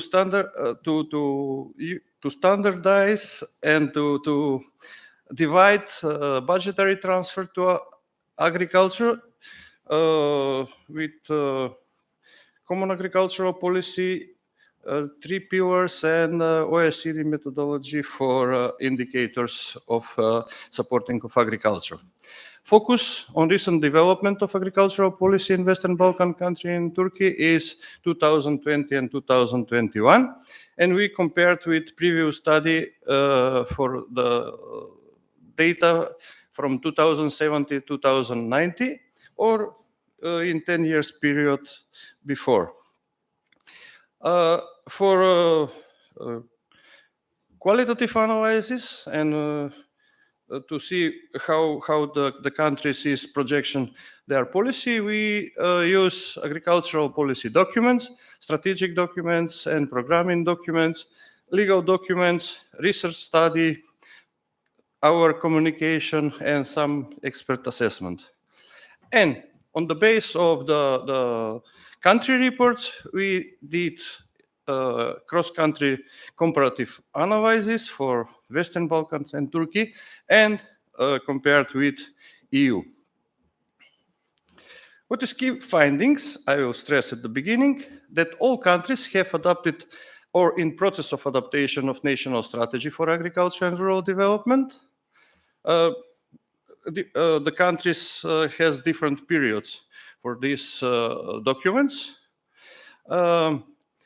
Almost all of the country pass accreditation of IPART program, IPART 3 for period 2021-2027.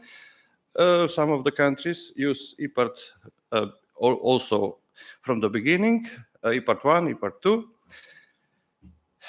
What we could see in the documents, in the strategic documents, that strategic objectives for agriculture and rural development are strongly related to the EU CAP objectives. Everywhere, common objective present strategic orientation in competitiveness, but with environmental protection and development of rural areas also are including in the documents. And now it's big issue, digitalization or precise agriculture or whatever we are calling, that the country prepared smart specialization strategy, which is adopted in Serbia and Montenegro, or it is underway, but anyhow, agri-food sector recognized as a priority domain in all countries. And when we are looking of budgetary transfer, we could see that in all countries, the budget for agriculture is increasing in year by year, except in Turkey, that from 2017 it is decreasing. When we are going in structure among the pillars, we could see that except Albania and Montenegro, all other countries use much more market and direct producer support measures. And we could somehow compare what's happening also in EU 27.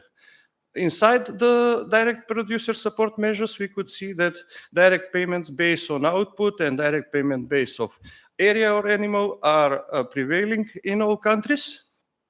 But we could say that all of the country use couple measures.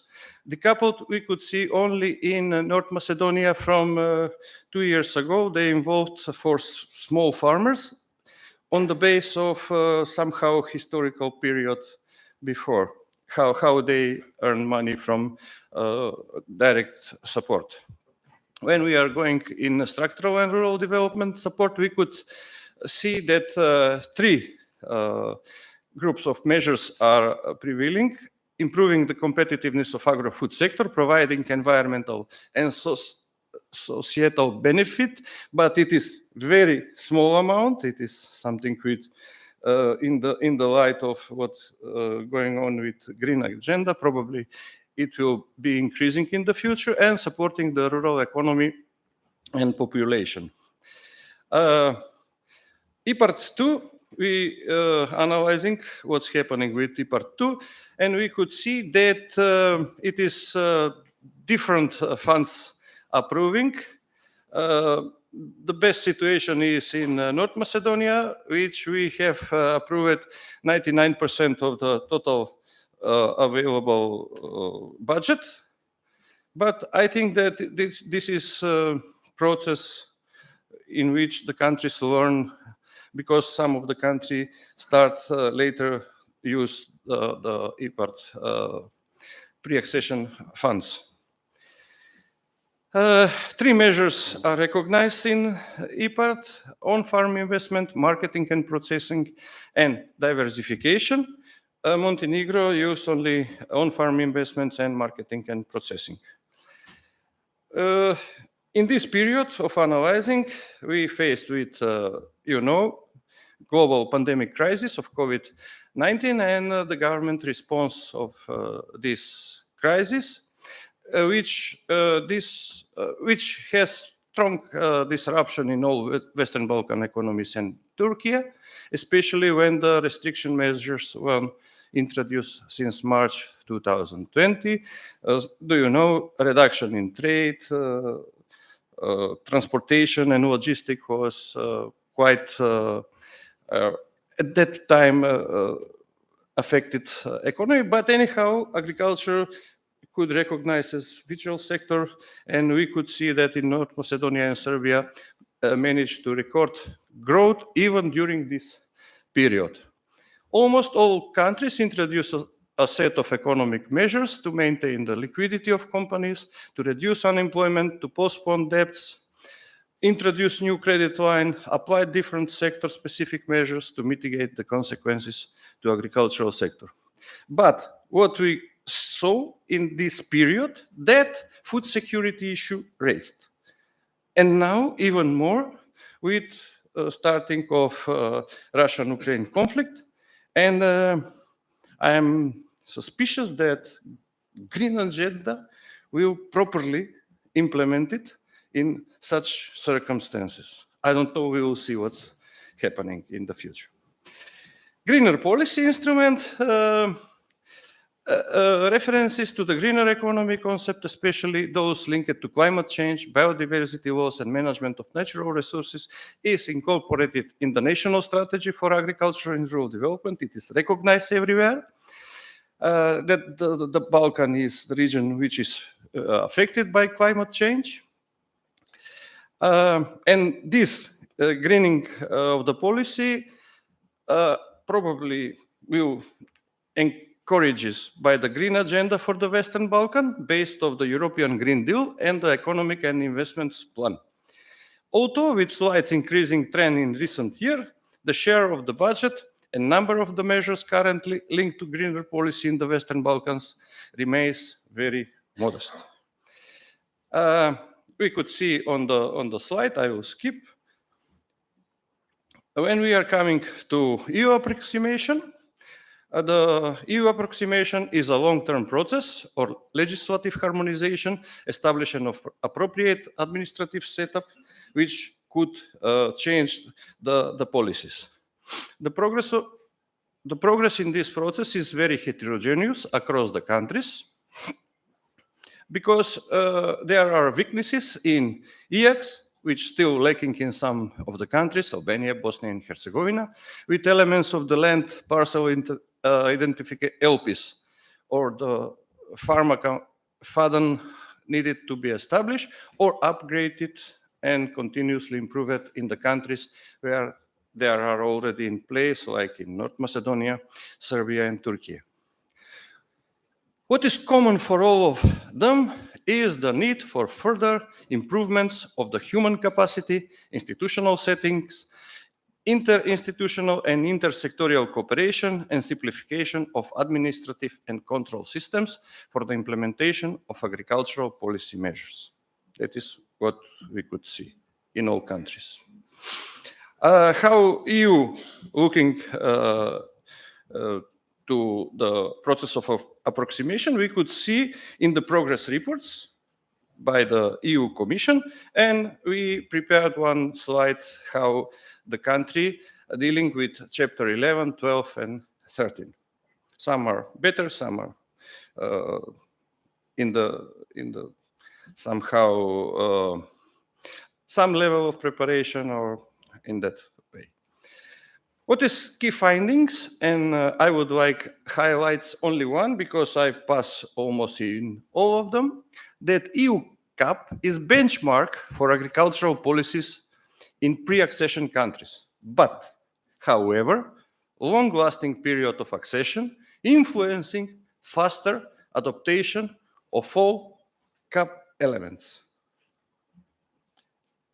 And what is key recommendation? That for further improvements in human resources and institutional settings, interinstitutional and intersectorial cooperation, simplification of the administrative and control system for policy implementation. We need to transform our agri-food system, more focus on support to structural and rural development, also protection of the environment, investments we need. Time of crisis, we are passing several crises, but we are in permanent crisis of climate changes for agriculture, especially. That food security become more and more important to somehow predict this. We have to use abundant and uncultivated land, expansion of storage capacity, interventions in the food reserves, attention to the food waste. It is a very important question. We are losing quite a lot of food in all chain. Enhance resources and capacities focusing on regional cooperation. It is very important to resolve cross-border issues such as climate change and last but not least, it is very important. I would like to somehow to send the message to the politicians that future efforts to enhance policy has based on the evidence and research. It is very important. Thank you very much for your attention.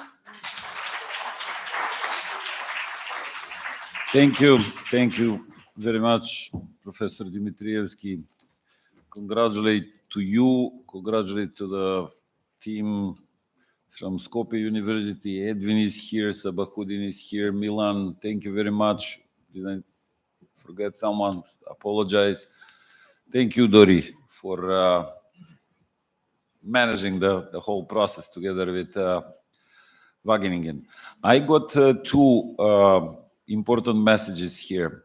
One is that our agriculture policy is still using this, can I call it primitive ways of dealing with the agriculture, but very pragmatic, which is again helping. Primitive in the way that is not following with just so the differences between policies here to fix that. It will take some time and efforts.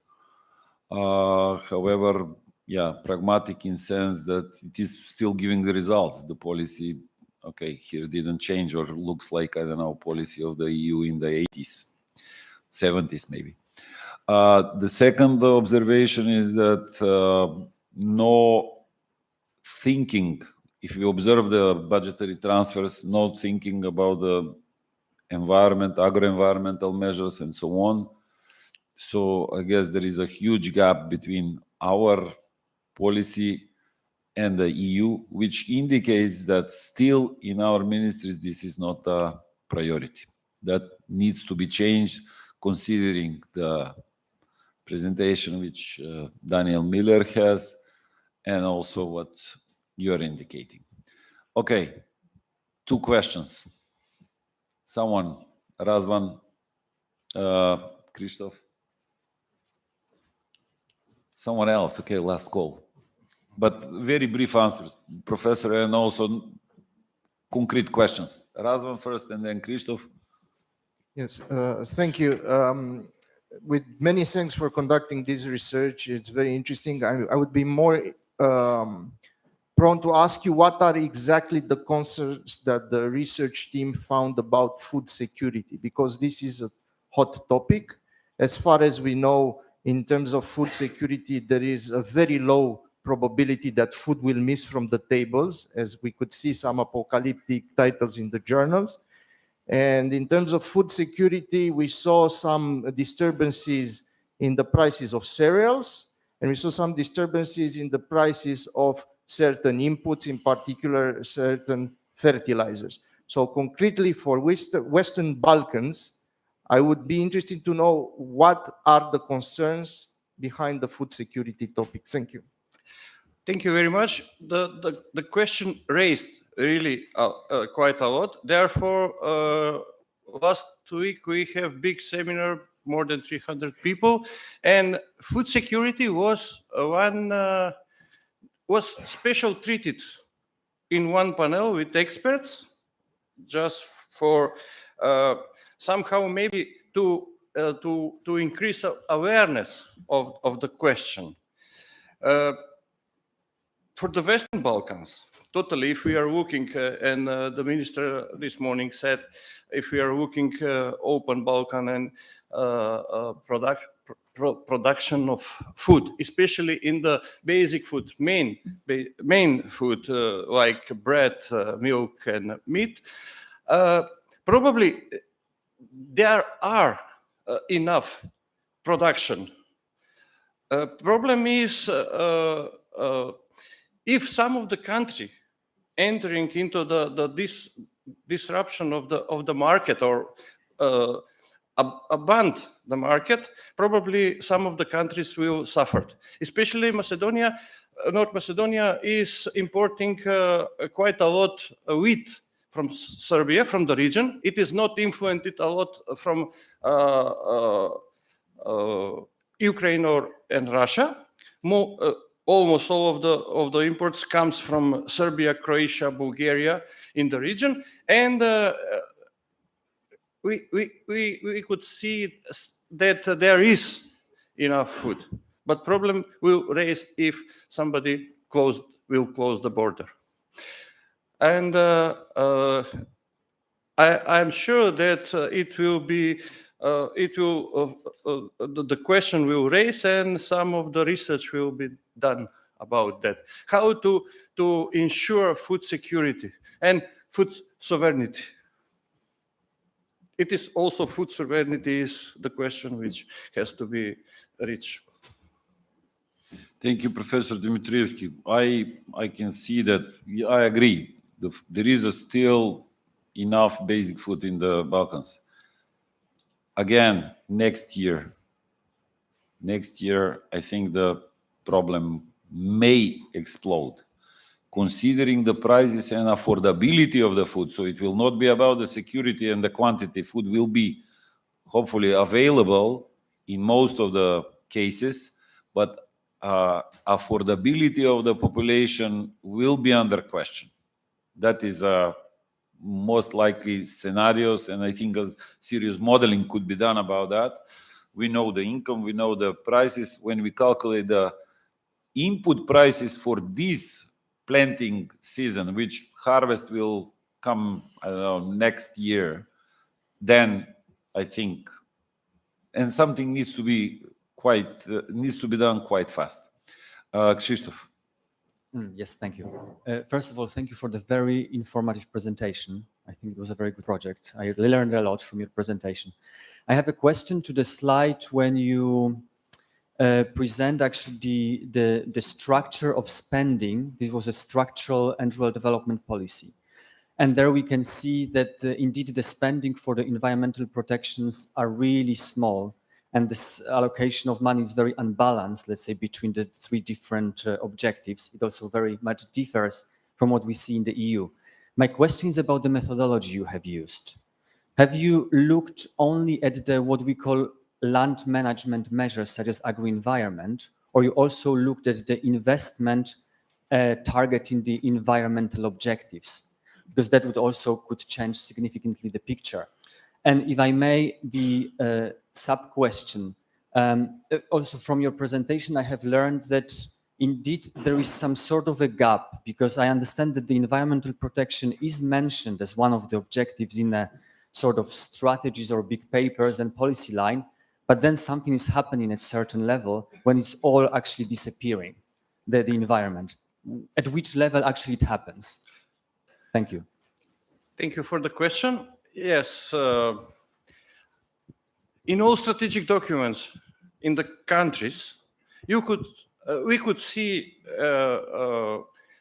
issue for environmental measures, land protection, climate changes. But when we are coming to implementation, we could see that there is, unfortunately, there are differences between what is in the strategic documents and what really happened in the place. About the methodology, yes, APM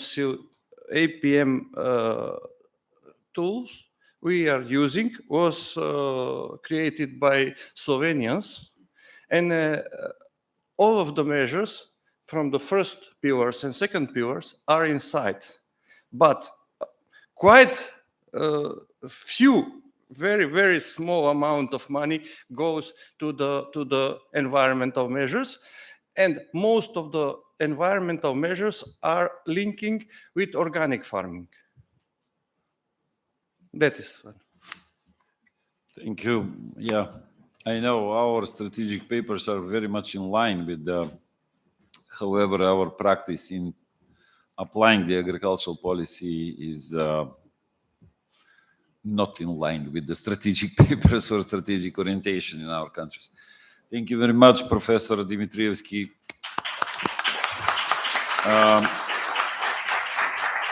Now, I would like to invite another distinguished agroeconomist, and colleague and friend, Mr. Edwin Žlima, Associate Professor at the Agricultural University of Tirana. He will present our joint work on agricultural knowledge and innovation systems in the Western Balkans. The strategic plans and papers are drafted, almost finalized. We are looking for acceptance of our member institutions, ministries by the end of the year, and then hopefully start with the action. Edwin, the floor is yours. Thank you. I'm privileged with this introduction, and it's my pleasure to present the findings of 2 years' work in a group which is created in 2019 on another topic, which is research and innovation and technology transfer in Western Balkans, and then gradually got oriented in this new endeavor. It's a group which combines not only academics, so this work is not only based on academic mindset, but also on the discussions and inputs from other stakeholders, from government, from farmers associations, from market operators, which has been with us together with other champions of innovation from not only from Western Balkans, but also from Germany. So based on this work, we try to make some first remarks and notes, situation analysis, and after this scanning, we formulated some policy objectives and a roadmap on enabling a functional and also recognized, legally recognized agriculture knowledge and innovation system in Western Balkans. So as this presentation is not based on data, I thought first to present to you on some definitions in order to again get your understanding on these concepts and then discuss on some other findings. So AKIS is not a new or novel thing. It's created since decades. It's naturally created based on a relation between institutions and gradually transformed into a system. So now we can define it as a system that links people and organization and create a process of mutual learning, generate, share, and utilize agriculture technologies and knowledges. So only with verbs we understand that is a dynamic and is an interchanging process when there are no demanders and suppliers, but this position between who requires the information and who gives it is flexible, is changeable. And inside this process, there are many actors. We can first prioritize farmers and farmers groups, and then market operators, but then it is widened into researchers and extension and advisory services, and then also in other components which are related to the government bodies, and then the tertiary group with media and the civil society and other actors who diffuse the information created and the knowledge created in this system. During the decades, system has changed. Before it was very linear, with central institutions of research and advisory services bringing down from the table, from the knowledge, from the laboratories to farmers, a small receipts of ultimate technologies and advices.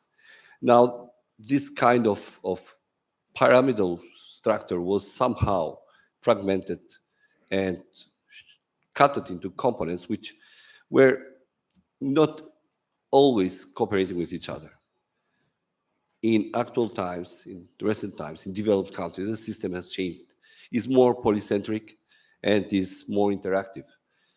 As I said actors who provide the information and knowledge are not always now the research and the advisory services, but somehow others, even farmers and farmers association, can create the synergies and can enable a learning environment. So now the system is creating a peer-to-peer learning, and in this kind of co-creation of knowledge, it stimulated a situation which brings more innovation, new ideas, and orient all the process into problem-solving issues.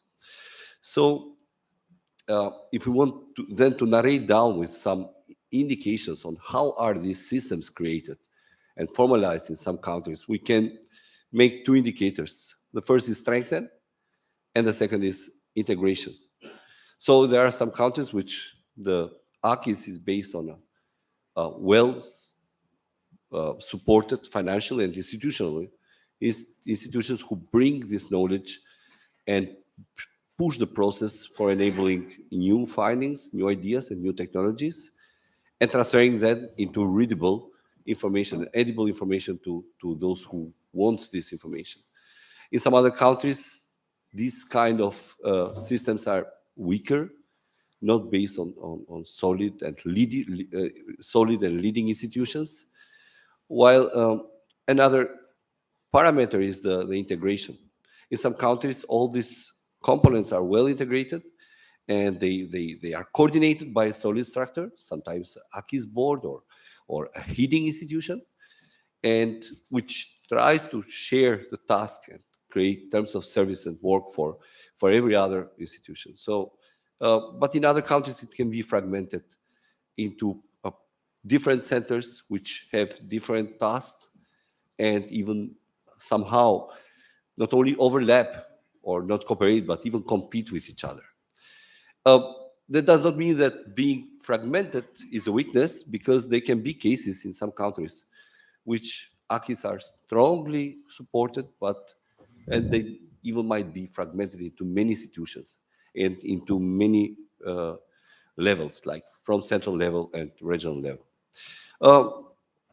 The rationale for this work came very naturally.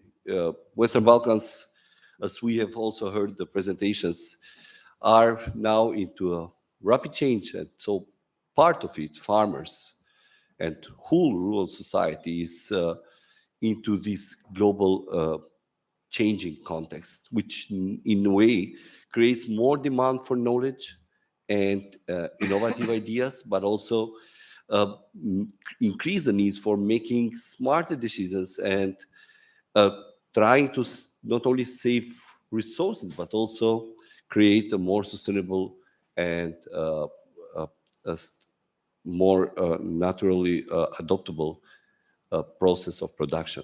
So we see AKIS as a remedy, as a need to be not only functional, which in our times is a delicate word, but also legally recognized and integrated in a way that enables effectively the process of knowledge and innovation diffusion. So SWG, through this work, try to make some first steps in first bringing people together, academics and the rest of actors, and thinking about, based on first evidences, creating an analysis, a scanning of each country on how this knowledge and innovation information is diffused, is created, is transferred to farmers and to other actors, and what are the main challenges. And then after this analysis, define some objectives, achievable objectives, and define some stages through a roadmap and an action plan. And then in the end, trying to create also a communication and education measure with a clear target and with a clear functioning. Based on the thought, we have seen for sure differences, because each country has its own cultural way of and its own evolutionary step of creating the institution. So there may be differences, but at least in some points we have agreed that in all countries, AKIS needs recognition. A weak part is that private advisory services are not solid yet and not formalized, and also most of the process of services, especially an advisory, is not is not credible, so it needs a remedy in terms of certification and credibility on it. And then that all this part of knowledge and innovation is not interlinked with other policy processes. So yet the systems are very linear, fragmented, and somehow farmers are yet in the peripheral process, while government institutions are the core one, the central one, who, let's say, have been fine-tuning always this process. And it's a little top-down rather than bottom-up process, not demand-driven, and somehow it even has a scarce focus on real problems, and it becomes outdated in some components of information. So even components of it are differing in terms of being financed, being institutionalized, and communicating with each other. So we see a fragmentation between the links, the main functions of AKIS. So the relation between academia, universities, and the extension services, or relation between farmers and then the rest of the so-called knowledge producers in the countries. Here is the case of Macedonia. I choose it because of the diversity of institutions that are embedded into AKIS. Every circle shape and triangle shape means institutions that are not existing or are not performing in its full effectiveness. So still, there are no recognized AKIS coordinating bodies, but also they are lacking, if you see the triangles, many parts of those so-called knowledge transfer entities. And more or less, in addition, if you see the red lines are all the communicating lines between institutions that are not functioning at all. So more red you see, worse there is in terms of interchanging between institutions, cooperation between them. This is the case of Albania too.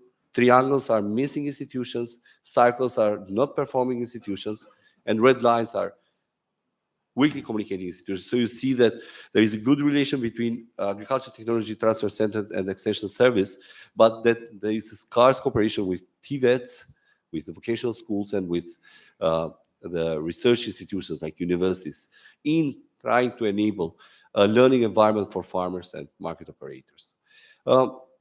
Then we should think, we have designed a roadmap with some steps, but then we are always in a dilemma on some policy options.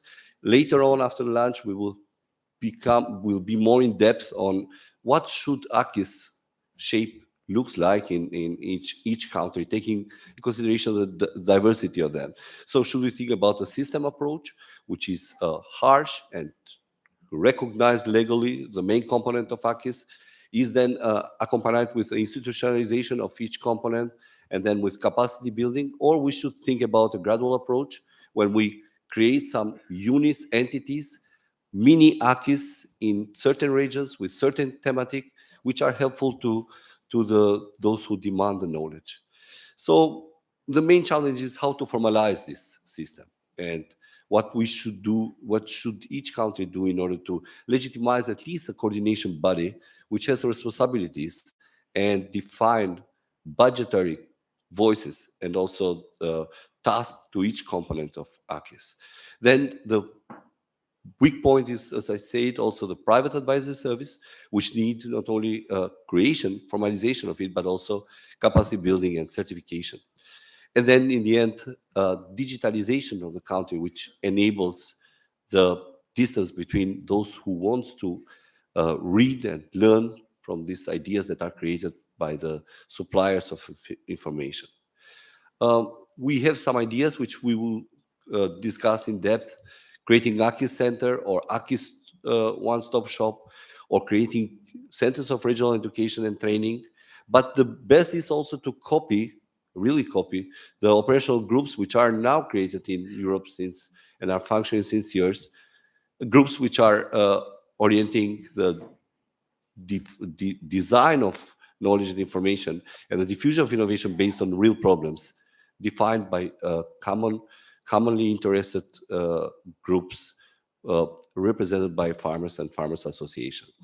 Our main task for the future are to finalize the action plans that we have been working and presenting to government of each country, and then to define AKIs based on a regional or topic-based interest, and develop then an education measure which can be handled and be part of the budgetary support programs that each country is designing every year. Thank you for your attention. Thank you, and please stay a bit on the within your position. Just an observation.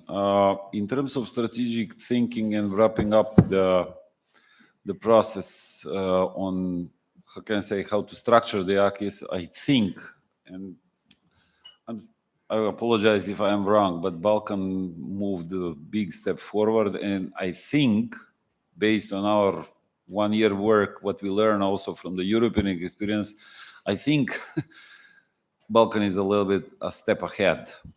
And the intention is either our AKIS regional, sub-regional, let's say, group to continue working, because this is a collective work of all the countries together, either to continue work as it is or to incorporate within the European SCAR AKIS group, which is led by, I think, Inge van Oost, the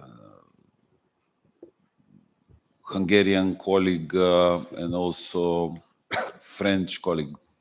Okay, so Dori, the very next week, I think, is attending their meeting in Budapest, and will propose either we are in as a Balkan countries to enter, how can I say, this pan-European discussion fora, or we will just continue our work. I also would like to make an observation. Okay, these maps and this work showed a little bit, well, quite some deficiencies in functioning of our AKIS system. I would like to point out that, for example, in Serbia, it is my impression that it is working almost perfectly. And it's a really special example, I would say, that it could be comparable to any other European country. Questions? Liam.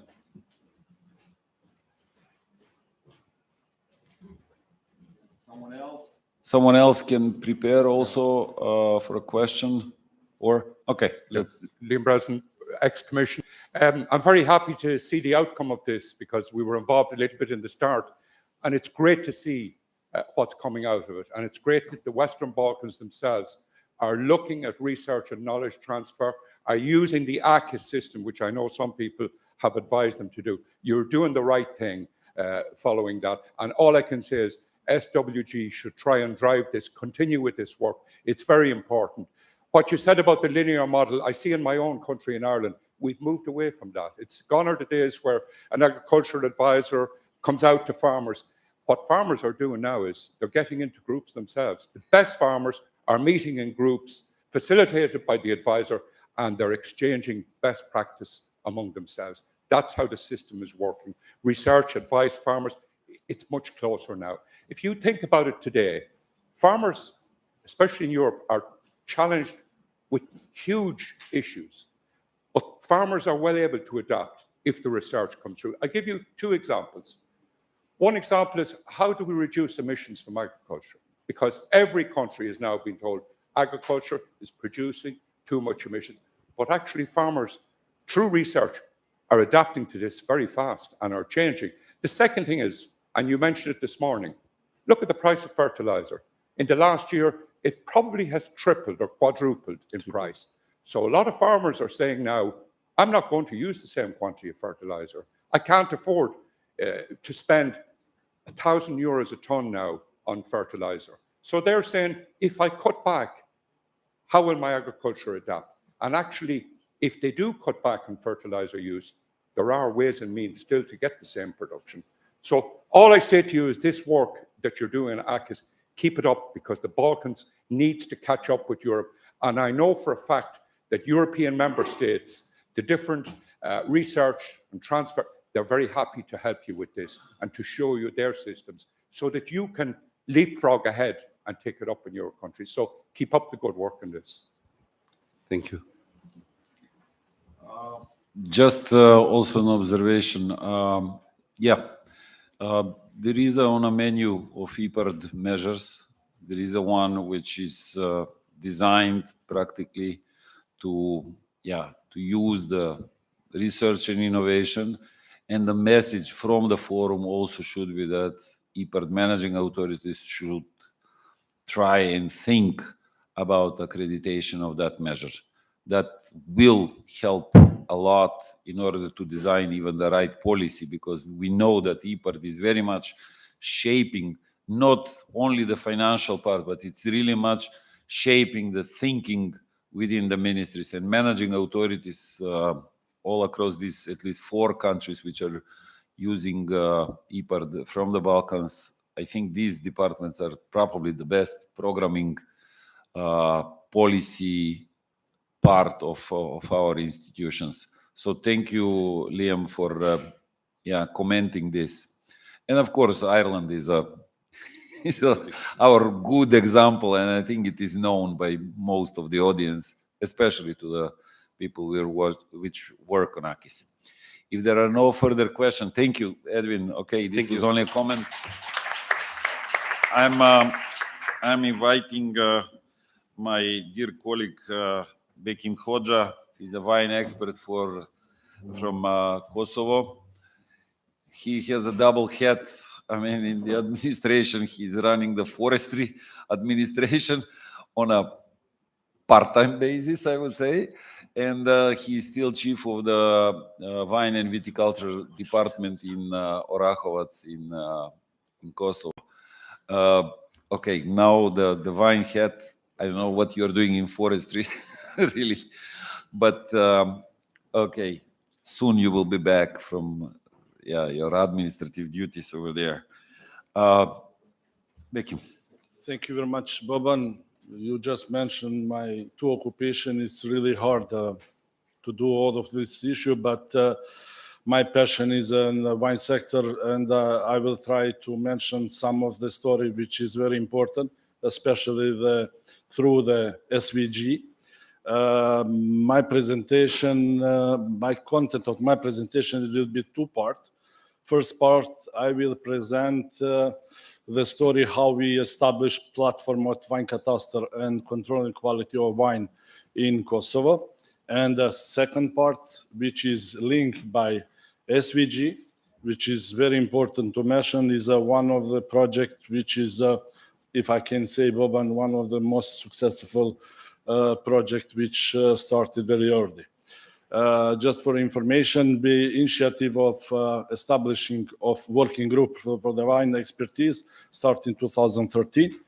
I will try to present chronologically how we started in Kosovo in 2008.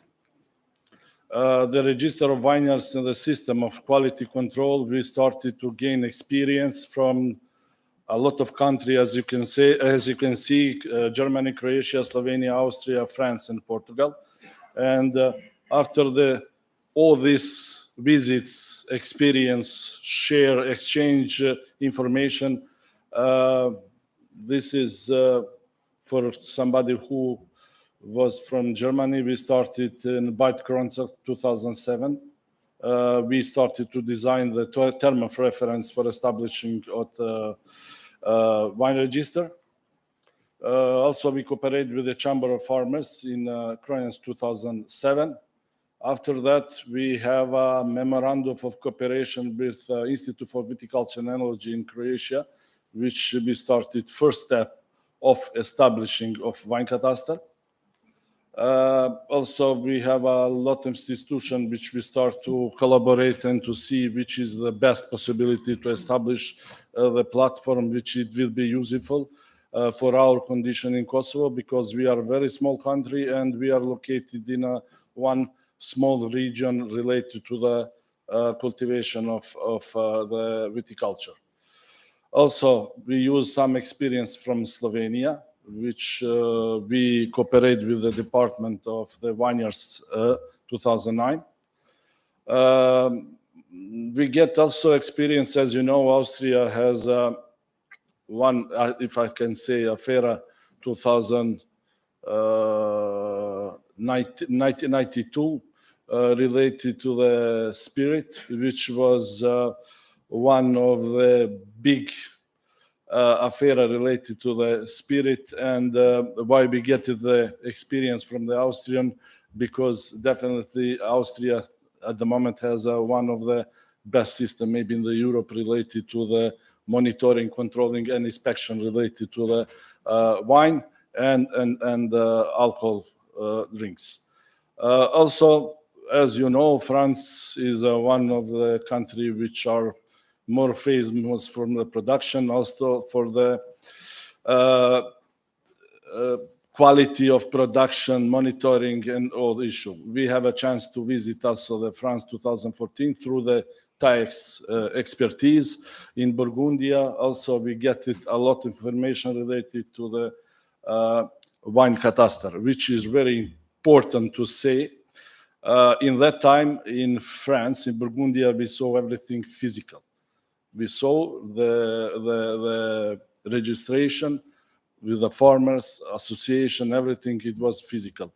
I mean, I can say maybe they just started also in France at that time in an electronic way, but it is also good, important things to use also the physical registration, because sometimes it's good to have also physical registration. Also, the Portugal is another story which is very important from the Institute of Porto. Collaboration with the Portugal still is existing because they have a lot of diversification related to the production of wine and autochthon variety. After all this exchange and experience, we established the system of quality control of wines. Kosovo was created, and we decide to combine the German and Croatian system, which it will be more capable for us. And this is the first step. I will go briefly through some of achievements related to the wine registers. The wine sector in Kosovo is very well organized. The cadastre system and the system of quality control wine has been set in line with the best practice in EU. There is also an electronic and registered wineries. Wine quality controls has a traceability for each procedure, started from application, physical chemical analysis, organoleptic issue, certification, and insurance for the market permit. It means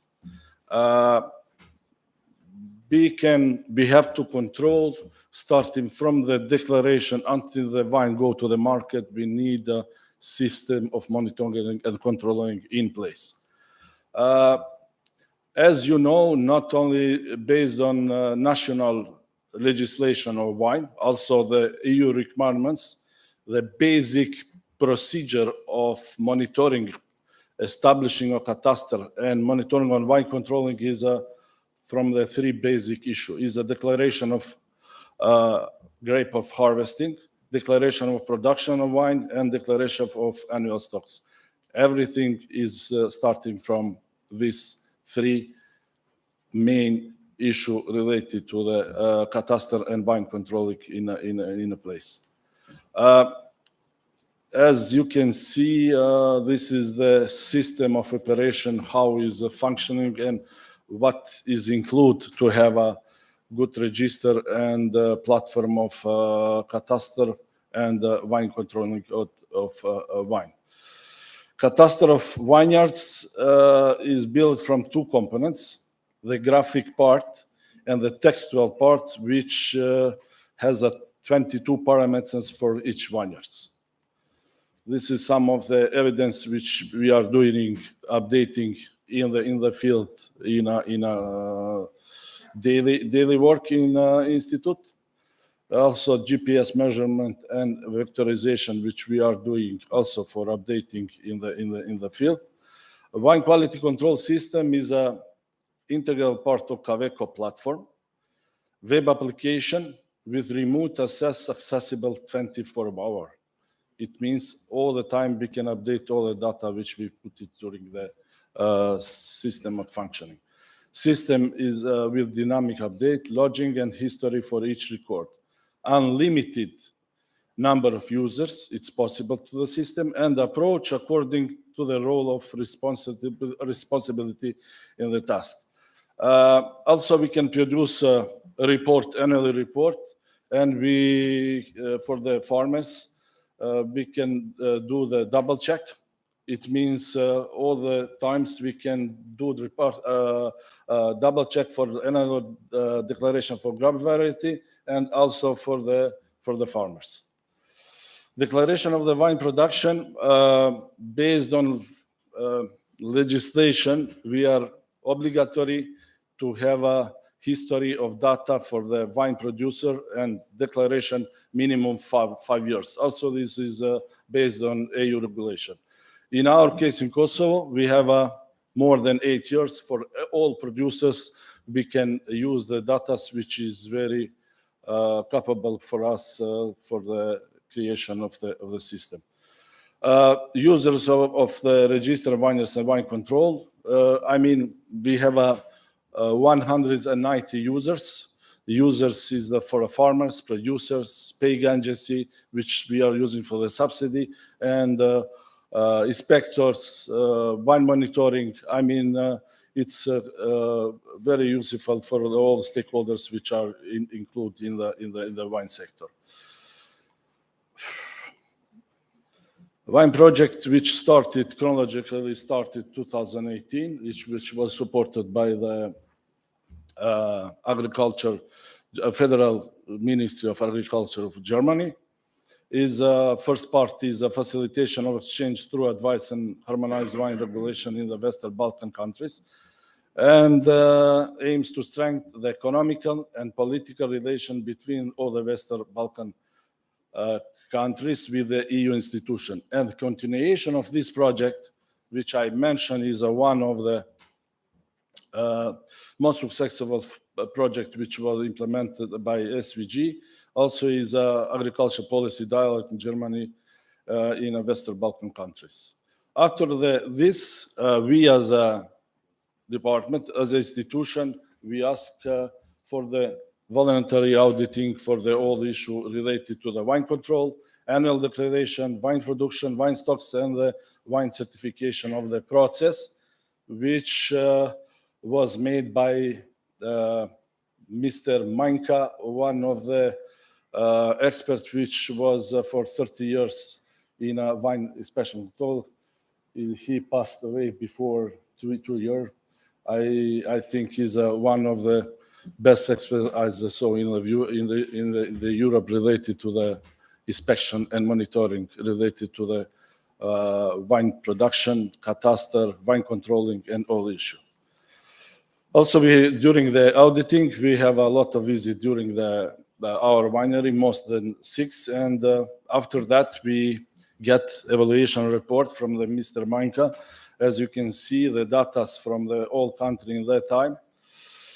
We are lucky because we work a long time. We as an institution, we fulfill all criteria related to the status of winery register, harvest and production declaration, stock declaration, based on regulation 1308, 2013. After that, in March of this year, we have a regional conference related to the agriculture policy dialogue. In that conference was also Mr. Tillman, which present bilateral cooperation program of the Federal Ministry. 3 minutes.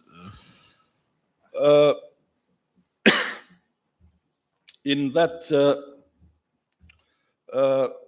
conference, one of the conclusion was constructive, which is made, which is by Tillman, was proposed constructive, continued, and friendly exchange all levels of Kosovo is well advanced and should serve as a model like countries, for example, Albania. As I mentioned for the first slide, if you remember, we started to learn from our own country in 2019-10. We, as an institution, we are able also to cooperate our experience, and we achieve a lot of result related to that issue. We have 2 visits in Macedonia, North Macedonia, and we exchange experience and we present our system, how is it functioning live through the old wine catastrophe and controlling quality of wine. Regional cooperation also we have with Albania. We started to promote and to explain related to the function of the wine catastrophe. This is the meeting, last meeting which we have in Rovec regional meeting. Conclusion, because I have 1 minute, is to cooperate with the countries of the Western Balkans to affirm and to promote the role of the register of wines and quality control of wine in the development of the sector. It means for all Western Balkan countries to work the approximation and harmonization of legislation. It must to be continued. And one of the issues which is very important, 2010, we have one visit from expert related to the Flavescente Dorea.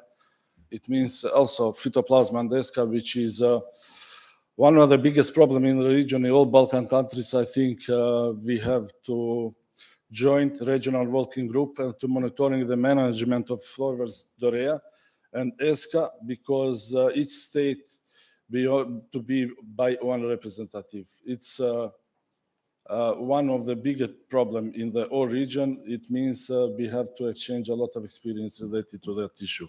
And regional initiative for the exchange of relevant experts in wine growers and winemakers, exchange experience with experts from counterpart institution and with the principle of rotation each to each.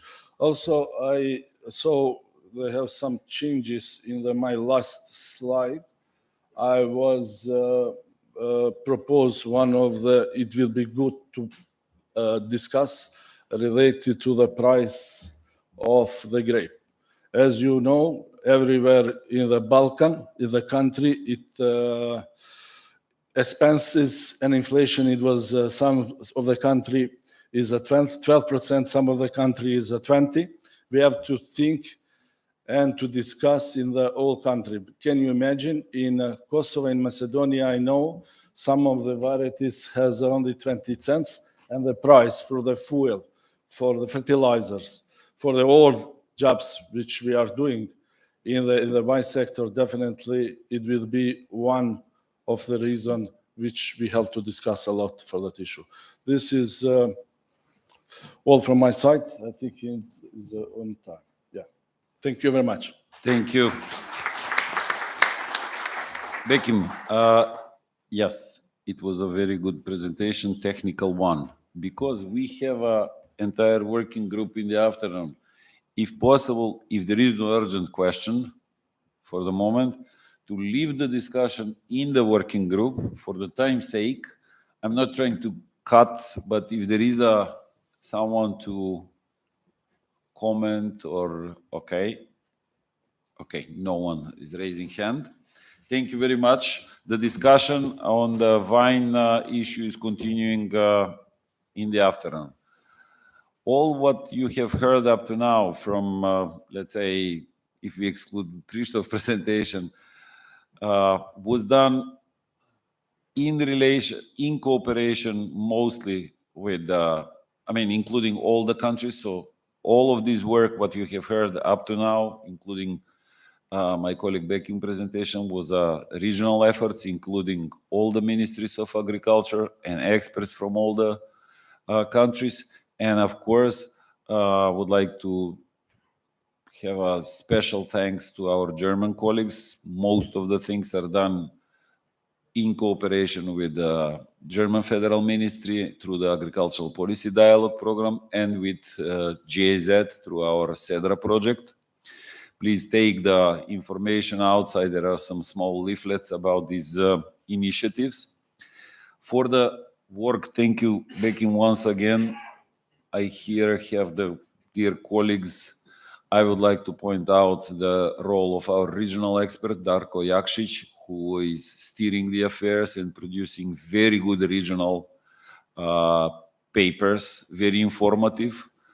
Yesterday, we agreed that we jointly, from SWG side, will either publish some of them or at least make a PDF version so that all this data is available. Out of this group work, there are even scientific papers presented, posters, and so on. So thank you, guys, very much.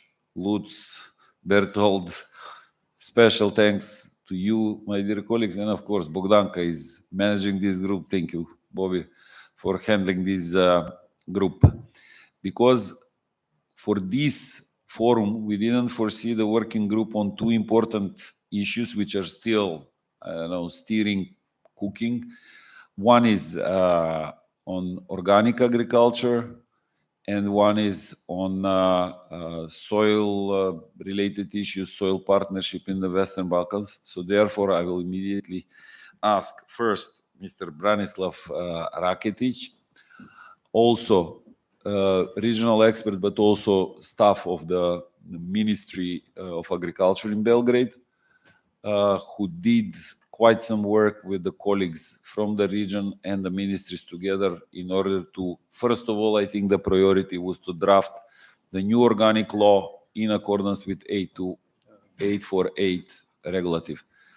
Branko, the floor is yours. And then I will ask, last but not least, Ms. Dragana Vidojević to present the work which is underway in the regional working expert advisory working group on soil. Last but not least, in the work group session, we have another issue which is just starting and opening up, that is done in cooperation again with Agricultural Policy Dialogue, German partners, FAO, which is backing up the process both technically and financially, and of course, a group of experts which are present here on the youth issue. So that was just the announcement. Dori will tell you the details. And Brane, now take over. Thank you, Boban.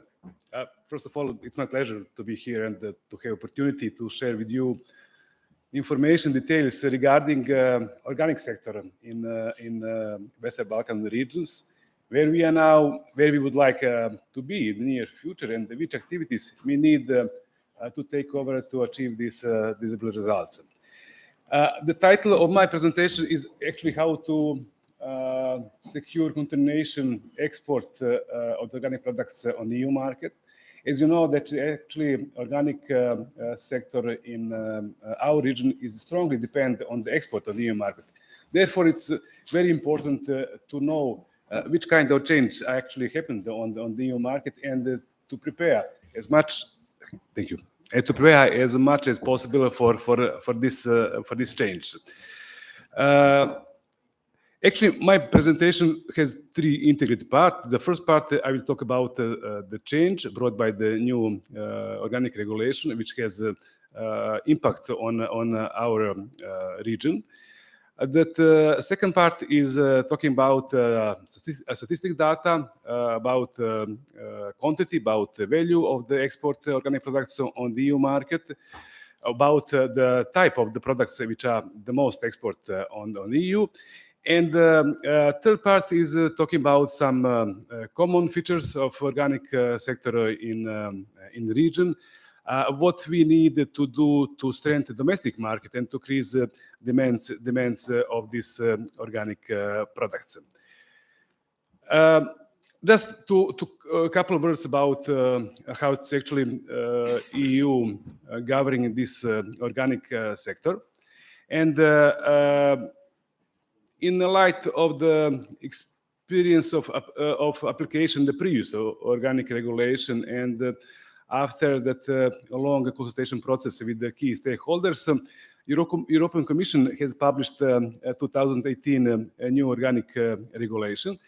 Originally, it was intended to start with apply 2021, but due to the fact that some of the delegated and implementing acts has not been yet draft, and also the COVID crisis has slowed down all this process, and as a result that this regulation postponed, and from 1st January this year start to apply.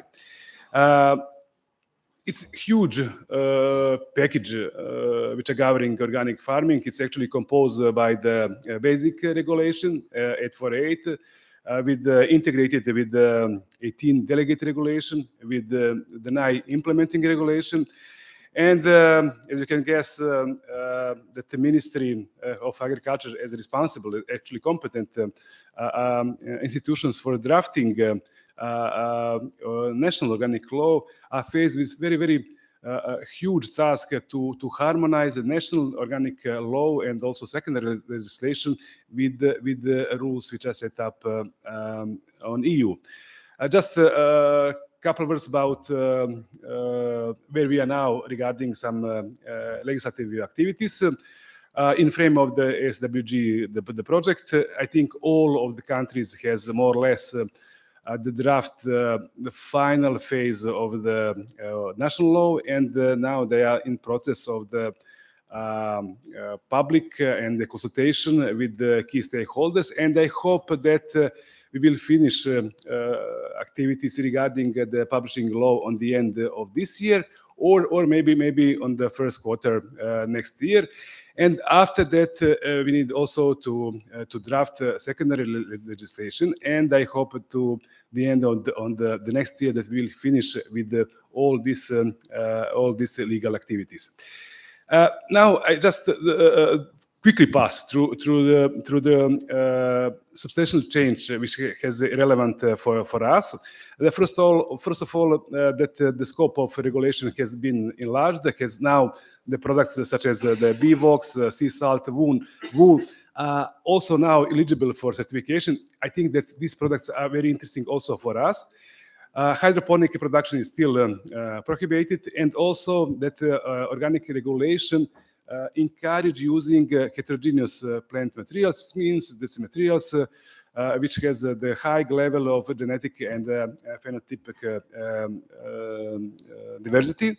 And also for us, it's very important, especially for Bosnia, for Albania, for the Kosovo. It's actually rules which are regulated by collection, because that a lot of the herbs coming from wild collection, and these rules remain the same, such as actually exist in previous regulation. Sorry.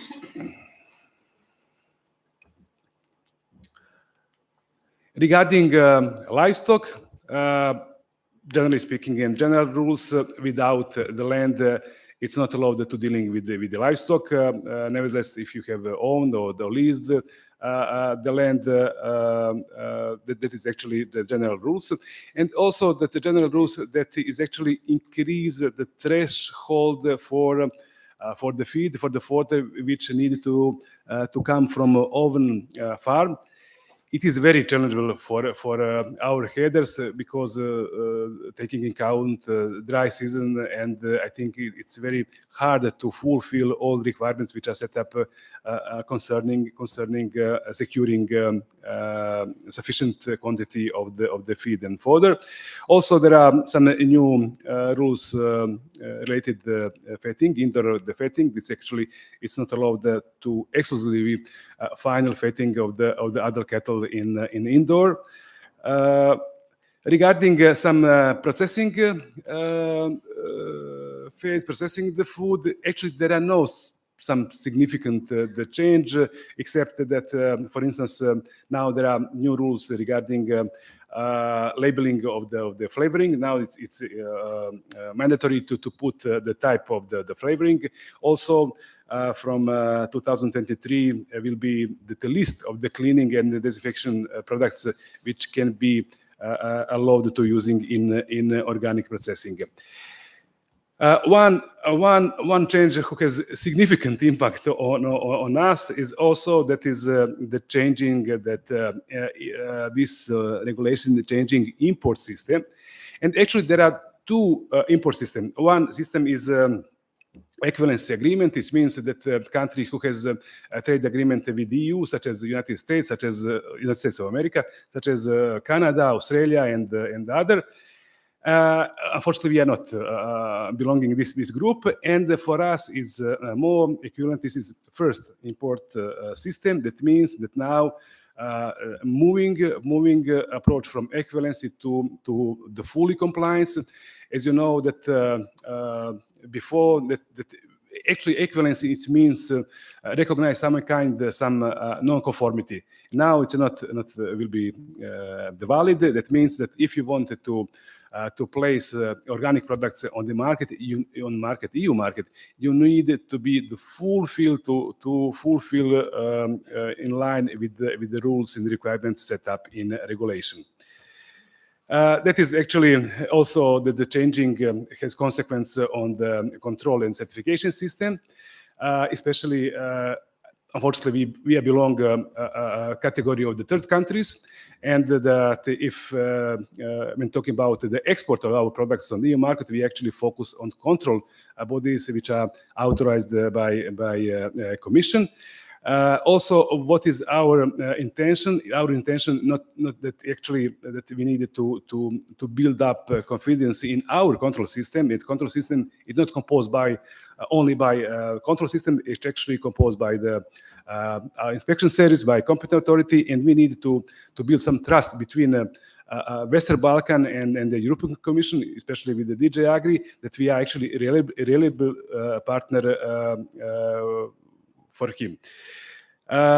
Also, one change who has really also big impact on us, because that as you know that for instance in case of the Serbia, a lot of berry fruits are going on the EU market, and actually these berry fruits are certified by the group certification.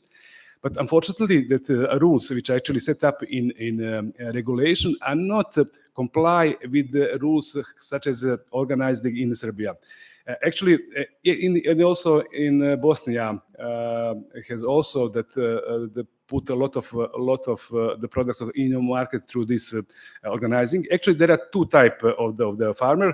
One is association cooperatives, unfortunately in Serbia, but I think it's more or less the same situation in other regions, that due to some bad experience, and I don't know, it's very few associations who is actually working on the right way.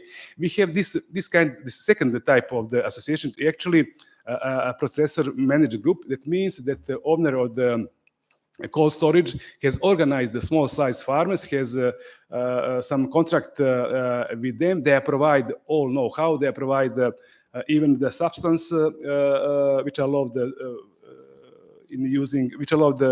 use in organic farming.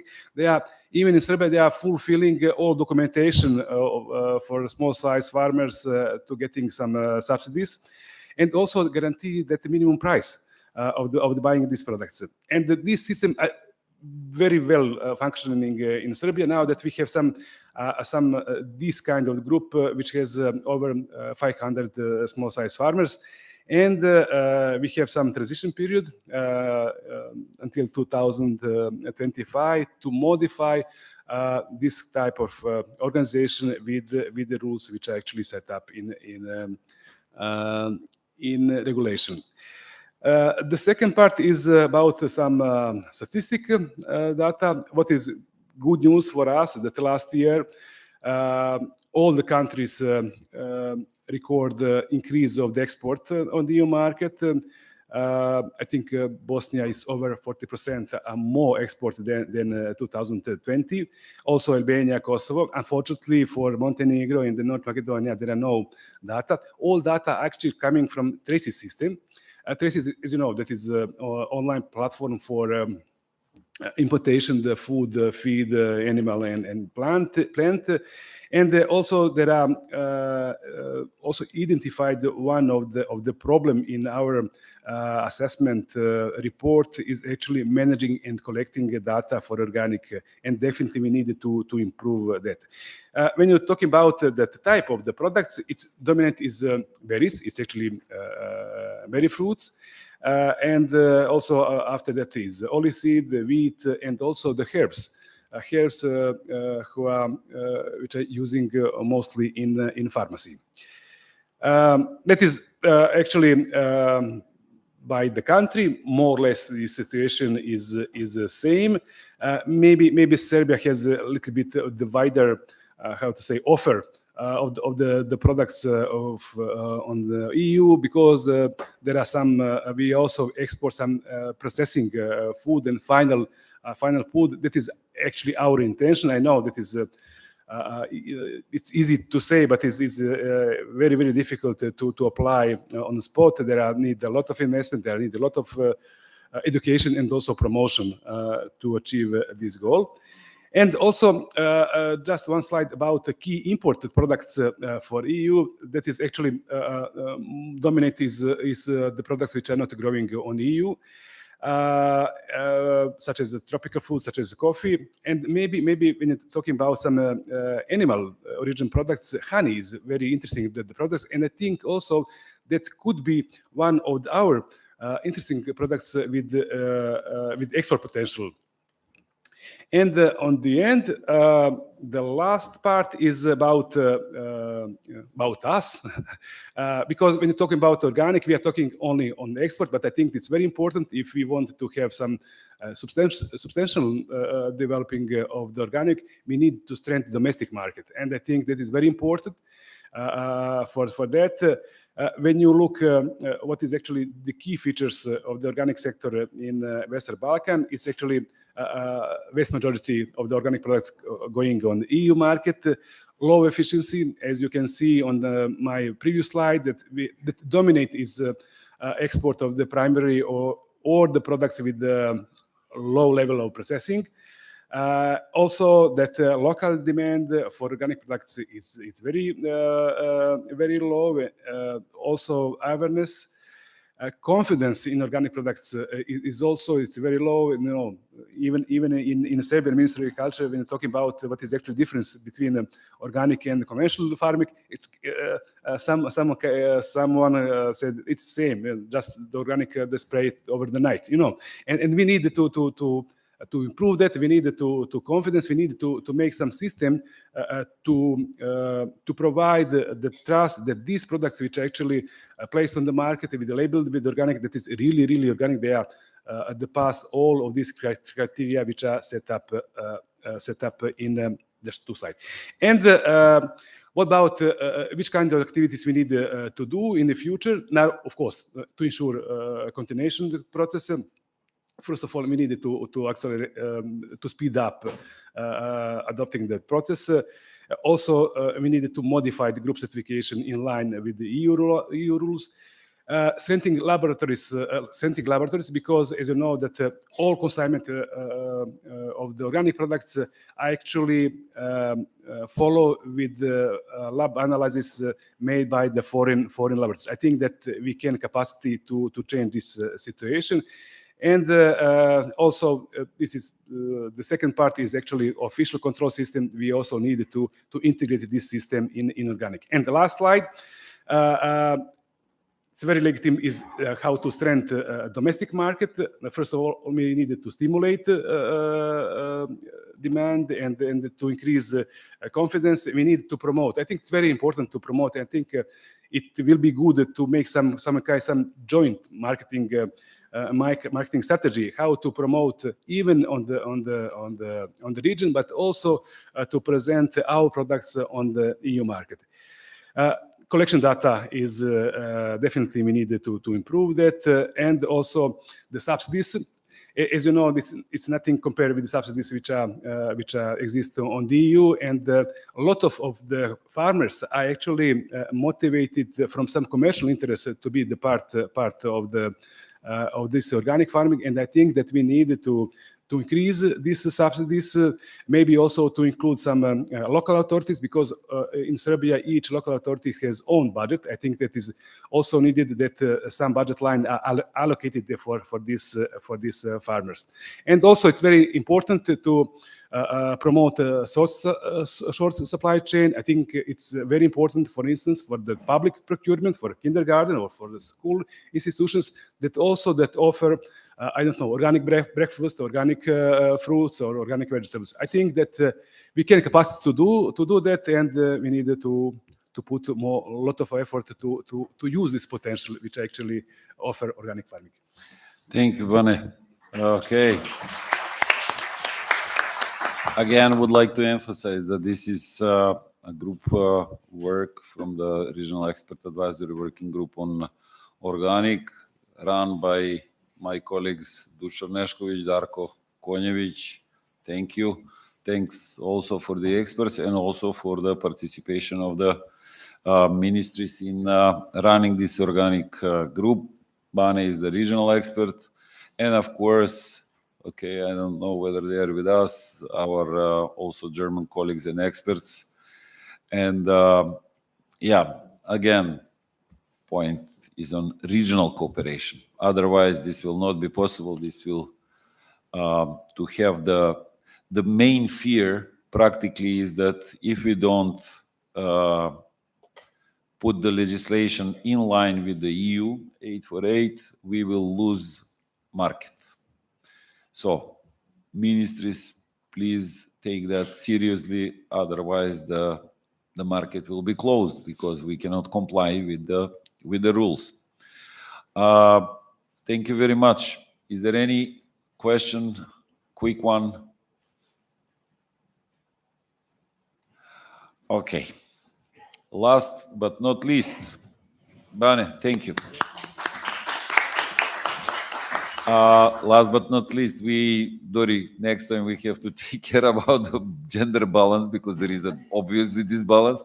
The first speaker was a lady, our friend and host, Ms. Krivca, and the last is our colleague and expert, Dragana Vidojević. Dragana, the floor is yours. The subject is related to soil. Okay. Thank you very much, Chair and ladies and gentlemen, dear colleagues. I'm honored to be here and have the possibility in front of a group of experts to present you the initiative to establish the regional soil partnership in the Western Balkans.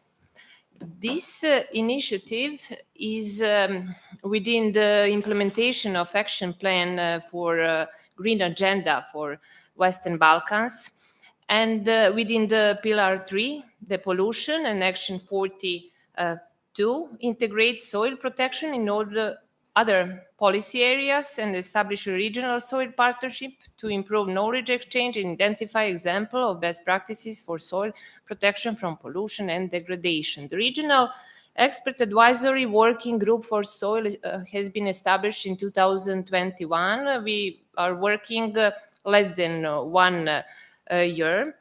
And I will not mention all the names, but you can see the pictures. We also included the international expert, and we very much appreciate the German help in the activities we performed during this year. Also, it is important to say that we included the representatives from the Ministry of Environment, and we mentioned during this morning that environmental issue should be somehow, I will not say conflict, but we should cooperate together with environmental bodies and experts. The objectives of the Balkan Soil Partnership is to identify and restore degraded soil to improve productivity, enhance public awareness, also to ensure broad stakeholder involvement, including civil societies, Then also to promote and involve of younger generation in soil science. The approach is to improve soil monitoring based on the indicators already set up with the different initiatives as a Global Soil Partnership Action Framework. Also, there is indicators set in the Sustainable Development Goals. We would like to prepare the regional guidance on sustainable soil management, exchange best practices, and we already did that. Also, we would like to improve our national capacities to report soil characteristic, and the basis to establish the better soil information system with the databases on the different soil traits in our countries.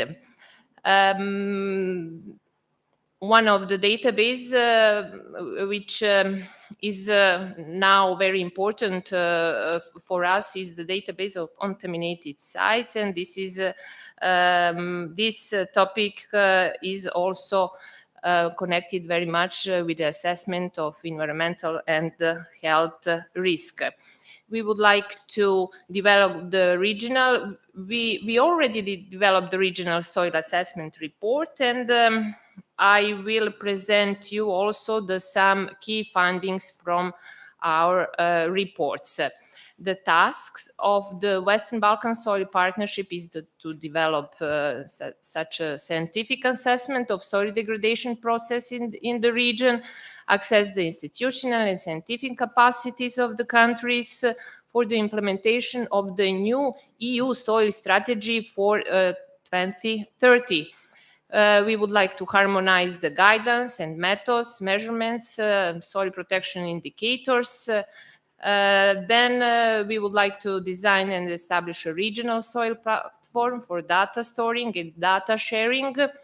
And one of the ideas is to establish the Western Balkan Soil Museum for wider dissemination and awareness of the importance of soil for the society. Why we do that?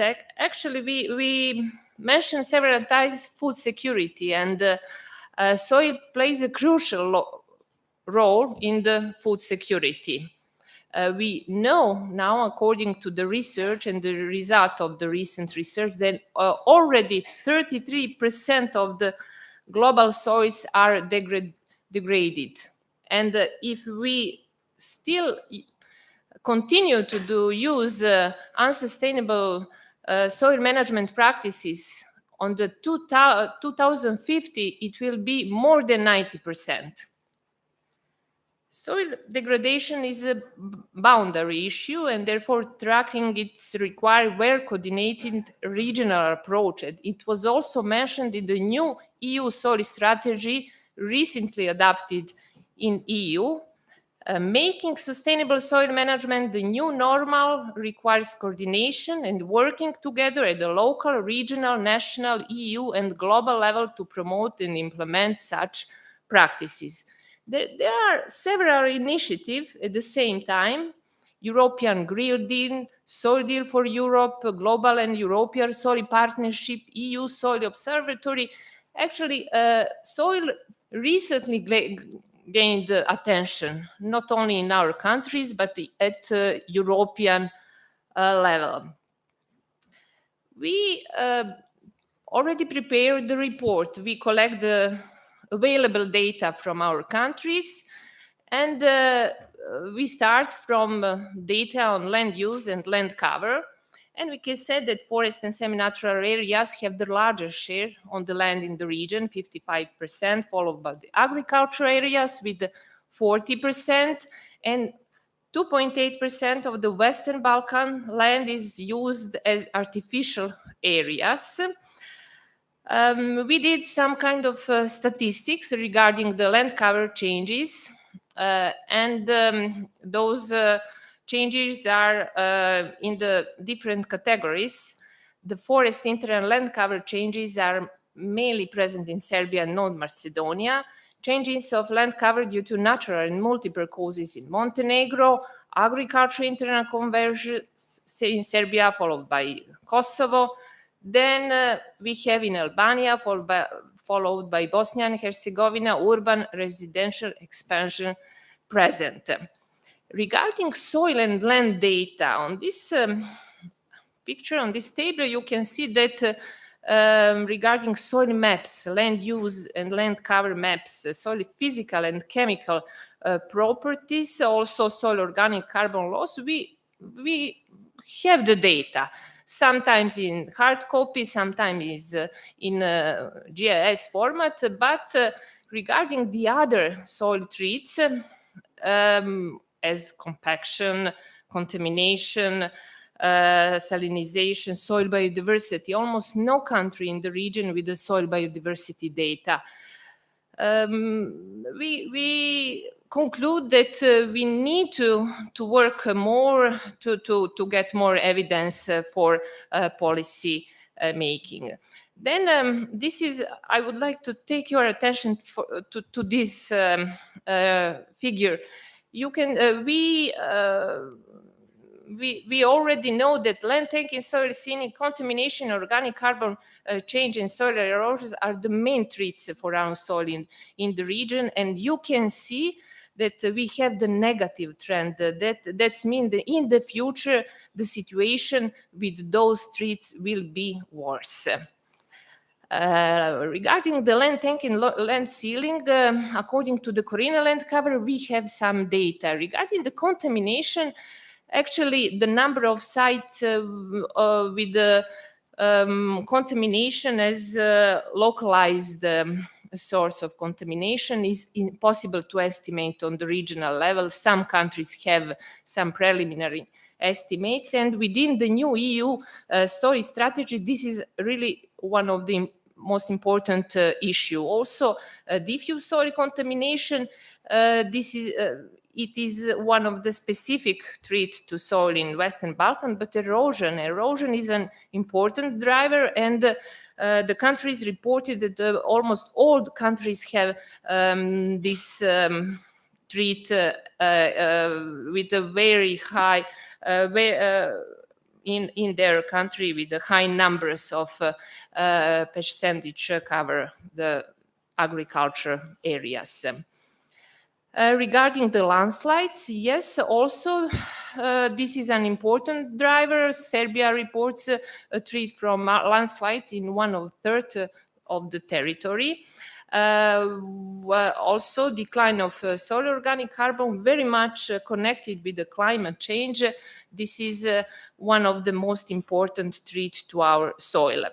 It is important to say also that contaminants of emerging concerns, such as microplastics, are still poorly studied in the region, and some investigations show that they are present in around our landfills, municipal waste landfills and dump sites in a big percent of soil samples. We also access the legal framework for soil protection in Western Balkans, and we can say that there is no country in the region with a comprehensive legal framework that covers soil protection, restoration, sustainable use, and soil monitoring. It is not limited to one regulation. We have several laws. All countries have the law on agricultural land, but on soil protection, there is only Serbia with this law. Regarding the strategic documents, all countries in the region have very similar strategic priorities, objectives, and measures in their strategic documents related to the agriculture and the environmental protection, but it is necessary to harmonize the goals in our strategic documents with the requirements set in the new EU soil strategy for 2030. Regarding the capacity assessment in our countries to deal with the soil protection, institutions in the region are facing with the problems related to the lack of expertise. All countries and the ministries responsible for the management of agriculture, soil and land are the ministries of agriculture. And as I said, the responsibilities are shared also with the Ministry of Environmental Protection. We defined the problems with soil management in our countries and in the region, and you can see the main problems, and we set up the priorities, the short-term actions for solve those main problems. The key finding is, yes, the region shows a great variety of climate, soil, and geomorphological characteristics, and we are blessed with the most fertile soils in Europe, but productive agricultural land is limited. We are characterized also with several natural constraints that include salinity, sodicity, poor drainage and texture conditions, and we find that serious threats to our soil throughout the region. Main expected impact of climate change and extreme weather phenomena contribute towards vulnerability of our soil, and the erosion will be increased, the reduction of organic matter also. It is necessary to structured soil monitoring and reporting of the state of soil in our region. We need more evidence. The main conclusions and recommendations are as I said, there are insufficient data on soil status in the region, and we need investment in soil monitoring. Land use change, contamination, erosion, and loss of organic carbon are serious threat.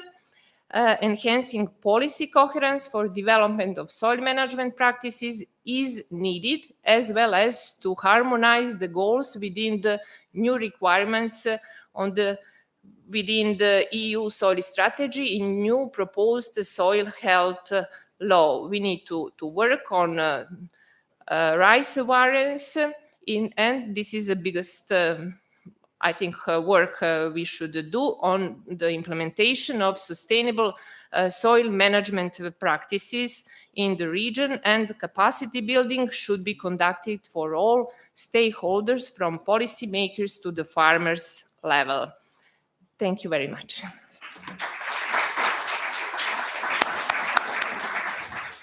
Thank you, Dragana. Okay. I think no one here in the room needs to be convinced. All what you have heard from this morning sessions and so on is a result of a joint regional efforts and all together. Very proud of what you did. The story to be continued. We go with the memorandum of understanding between our governments. I'm urging colleagues from the ministries here also to pass this message. The very next ministerial meeting in Montenegro, 15th of November, will be an opportunity also to not only declaratively but also politically to back up this process. Does anybody has a question for Dragana?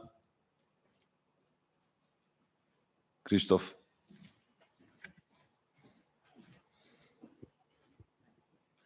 Yes, thank you again for the very good presentation, very informative again. I see that you have done actually quite a lot when it comes to soil, and I think that you have sort of a framework of what you also want to do and achieve in order to have actually the complete pictures. I've seen that, and I've heard from you that there are still some gaps, like data related, for instance, data concerning erosion, which is, as we know, one of the most important phenomenon when it comes to the soil quality aspect. I've also seen that you said that there are lots of, let's say, pieces of legislation addressing soil, but there is no one common legal act. We have the same problem, as you know, in the EU. We will try to address it by the strategy. But here is my question, whether there is actually some scope within which there are some requirements defined, for instance, for farmers, what to do in order to improve or maintain good quality of soil. We have conditionality or cross-compliance, formerly known as cross-compliance in the EU. And this is quite an important tool through which we hope, of course, to achieve this important objective of improving the soil quality. Does something like this exist in the Western Balkans? Yeah, that's my question on this. Thank you. Thank you very much for these questions. Yes, it exists in some countries in our own agricultural land. I think in all countries it exists, and but what we need to do is to incorporate this environmental issue more, and we are waiting for your soil health law, yes, from the EU, and one of the proposal is to draft the regional soil health law that will be the base for the national soil health is not usually a term in our country, but soil protection law. That means that our intention as a regional advisory working group is to prepare some kind of recommendation for the new soil protection law in our countries.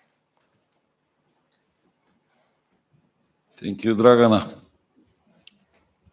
Okay, so once again, the point, the whole discussion and all the technical topics, once again, I'm repeating this, it is a regional cooperation. It is about the working together. Those who are not aware of how this regional cooperation works now, they had a opportunity to see that things are moving. Working together is a must. There are still open issues within the green agenda for the Western Balkans which are not covered, and we simply don't have time. The most important, according to me, is the climate change adaptation joint work. And it is a subject which hopefully we can open up, but there are also many other issues such as leader policy, then traceability, food safety, other aspects, standards. We only work on fresh fruits and vegetables for the moment, but there are many aspects of it, and any type of a traceability for each particular group of products. Before I'm closing the session, I would like to give the floor to our distinguished guest. He was late because of the flight changes. It is very common nowadays. You cannot rely anymore on these air carriers. Mr. Tassos Chaniotis, retired from the Commission, still fresh pensioner, but one of the, I would say, strategic thinkers within the European context, and I don't know, either the blame, but all the also medals for whatever cup he has achieved in the last 20, maybe 30 years. I don't know. Tassos will tell us more. Goes sometimes on his account and the team around him that he was working. I mean, sometimes behind the scenes, sometimes in front of the, how can I say, public. He's not for the first time here. Please, if you can also tell your impressions about what you have heard this morning, but also I would like to hear also some advices how we should deal in the future, considering the, how can I say, all the global problems. But I mean, since you are from the region, originally from our neighbor from Greece, how do you observe this work, and what, according to your opinion, needs to be done further? Well, thanks for the invite. Sorry for being between you and what your stomach is claiming, but I'll take the risk and then you'll see whether you digest it or not. In my over 30 years career in the Commission, one thing I learned is, and one thing I hated, is to use the phrase last but not least. But today I will do an exception, because I will start with your presentation, because for me, this is the crucial point. Because what we're talking about here is your adjustment of your agricultural policies to the common agricultural policy. And the first thing that you need to do in policy transitions is to try to anticipate, with all the caveats that anticipation takes, where things are going to be 5 or 10 years from now in the current members of the EU and the future members of the EU. And there is clearly one issue that will dominate the debate, and it is the relationship between food security and climate change. I'm not going to talk at length. If you want, check in LinkedIn the latest piece I put about this. And whether you like it or not, you'll find what I believe on that. But there is, what I think is extremely important is to recognize that before we arrive at synergies between food security and climate change, we need to recognize the tensions. And there are tensions out there that are very important. Both are global issues. Forget about we don't have a food security problem in the Western Balkans, the European Union. Food security doesn't exist in a region. It is a global problem. And if tomorrow or this year, Africa, sub-Saharan Africa, does not get the wheat that usually gets because Ukrainian wheat is blocked, because it's bombed and what happens, then we will all feel the problem. And the same thing applies with climate change. The fact that we're doing good things in one region or better things in another doesn't mean that we're going to solve the problem if we don't all act together. Now, in your attempt to anticipate what is happening, the issue is not so much how much money we spend. We know how much money we spend, and the budget is always a constraint. It's how we spend this money and where we take our priorities. Clearly, the objectives that we have and the objectives that we have are the same, but I mean, I've been working with these objectives and 9 specific objectives, 3 symmetric, and the ACIS is what? It's something that we have been saying in different forms since at least 2008, and we reshaped it. But that doesn't change the fact that the manner by which you will arrive at the balance between your policy instruments in each one of your countries or your regions has to be assessed on the basis of the specific problems you have. And here there are clearly some differences that have to be taken into account. And that's why, for me, soil is so crucial. Because, I mean, what we put in the CAP reform before even the farm to fork strategy came in, and people have forgotten we did an impact assessment, is we focused on soil, air, water, and biodiversity. But guess what? We have directives on water, on air, on biodiversity, but we don't have a directive on soil. So do not wait for the soil health regulation, because I have my doubts how it's going to go through, because you don't need actually a new soil health regulation 10 years from now to realize that we have a problem now, and we also have a policy whose leverage is on soil. Why? Because our payments are area payments, they're land-based payments, and their linkage to conditionality is exactly meaningful once we look at this particular link. And this particular link has to take into account what we economists call the opportunity cost of land, and how much we know about the rental rates and the prices that affect that. The opportunity cost of labor, which is much more important in countries like yours, and in mine it used to be when we joined the EU, when the availability of labor in agriculture is greater, but also the outflow of labor from agriculture is important. It also has to do with the fact that land management practices differ so much. You can have the same measure, and we see it very much in the European Union, the same soil conditions, and the results are so much different because farmers either don't know or the farm advisory system is not what it means. Now, my suggestion is that in all the long list of things that you have and the long list of challenges that you have in front of you, try to identify a limited number of areas that you focus together. And that's why for me soil is one. Because soil is central.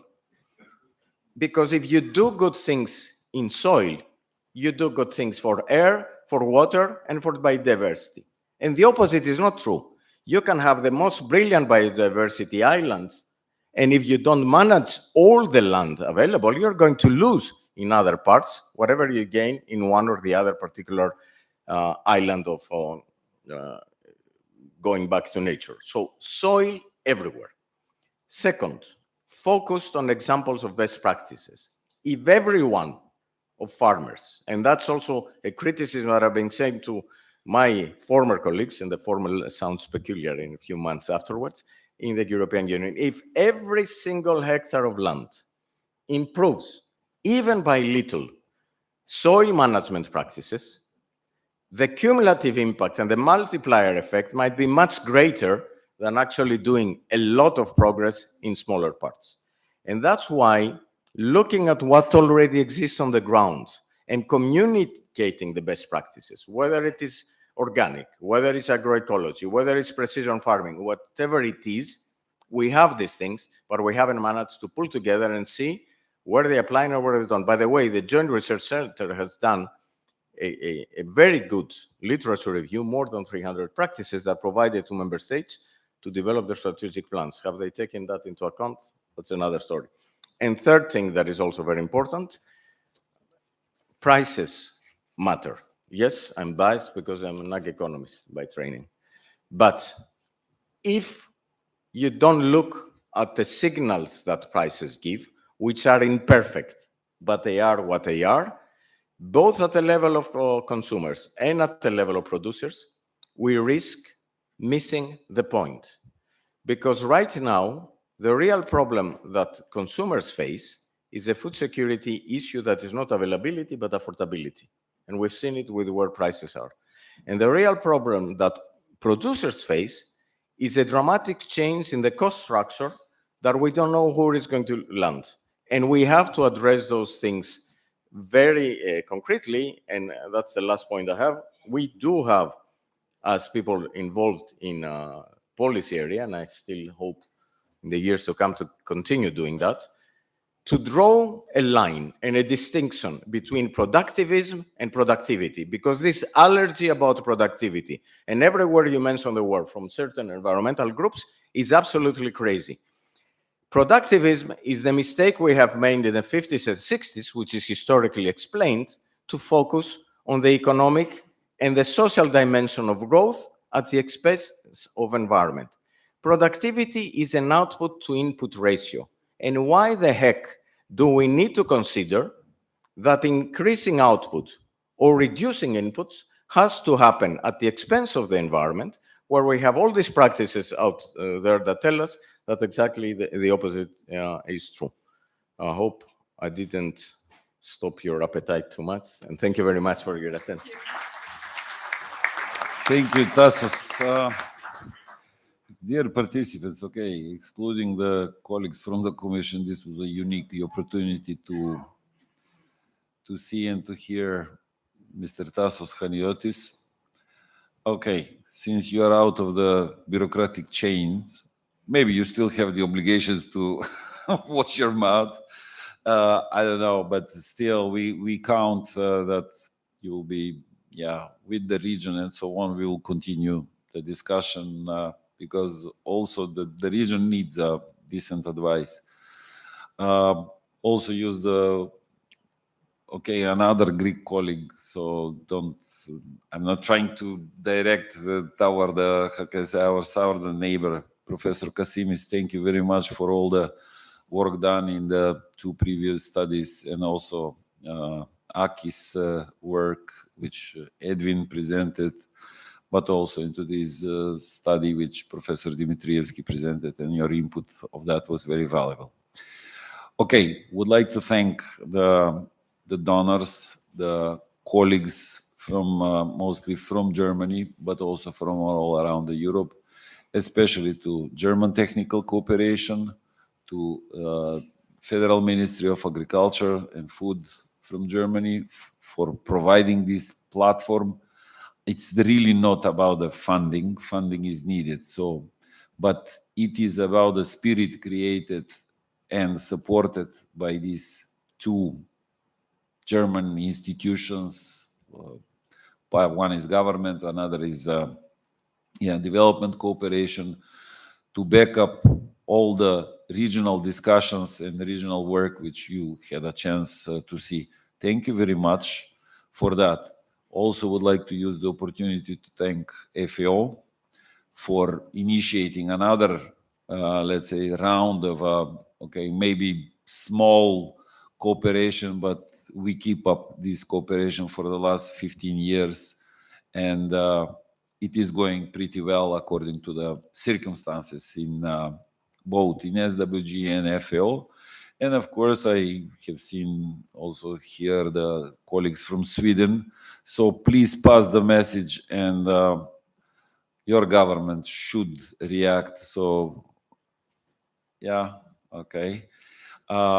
Because we are also looking or opening up this, or trying to open up this cooperation with Sweden as also one of the prominent promoter of at least these environmental, how can I say, issues and aspects of dealing with the forestry. First of all, I forgot to mention in the working group. Also, we continue with two topics which are not part of the plenary. One is on sustainable forest management, and one is on youth. And of course, concrete discussion continuing on the issue of Akis and wine. Right. Dori, please, details. Please, just another 2 minutes and we go for a lunch. We are pretty much behind the schedule. Apologies for that. We can extend the time maybe. Now let's check until we need at least 45 minutes for lunch. So then we continue. Sorry? At 2:30. 2:30 if possible. Is that okay? And then we keep working until evening. I know that everyone is tired now and hungry, so I will be very, very brief. Just some short instructions on the working group that will be taking place in the afternoon after lunch. There are many issues, as we saw this morning, that need to be addressed. We had to be limited only on 4 topics for this particular occasion. So we will have these 4 working groups: regional cooperation on legal harmonization and market development in the wine sector. That working group will meet in the conference room called Blue Room. So please, those who are in the wine group, remember Blue Room. The second working group, sustainable forest management in the Western Balkans, we meet in the conference room Bogdani. Please note that. Agricultural knowledge and innovation systems in the Western Balkans in conference room Onufri. And the role of youth in the rural development in the Western Balkans in Abret. So, you know, there are some members of the working groups, but some of you are not directly connected to any of these working groups. We made some lists which are put on the doors of each of these rooms, which are on these floors, on this floor, by the way. So just go around and you will find your room. There are lists on each of the doors, and you may find your name there. That's our kind recommendation for your participation in that working group. If you feel like you fit better in another group, feel free also to choose that. What is expected from the working group? To discuss on barriers, opportunities, and ways forward for the respective topic. To report on the results in the morning on the 20th of October. For that reason, we will need one rapporteur from each of the working groups. And from each of the working groups, we would need contribution to define the Tirana Agenda 2022, 1 paragraph from each of the groups, and that paragraph will go in the Tirana Agenda, which will be then presented in the ministerial meeting in November. So that's all. The lunch will be in the room called Akernia, which is on the ground floor. So we meet in the working groups on this floor at 2:30. Thank you very much. I hope everybody is punctual and enjoy the break, lunch break.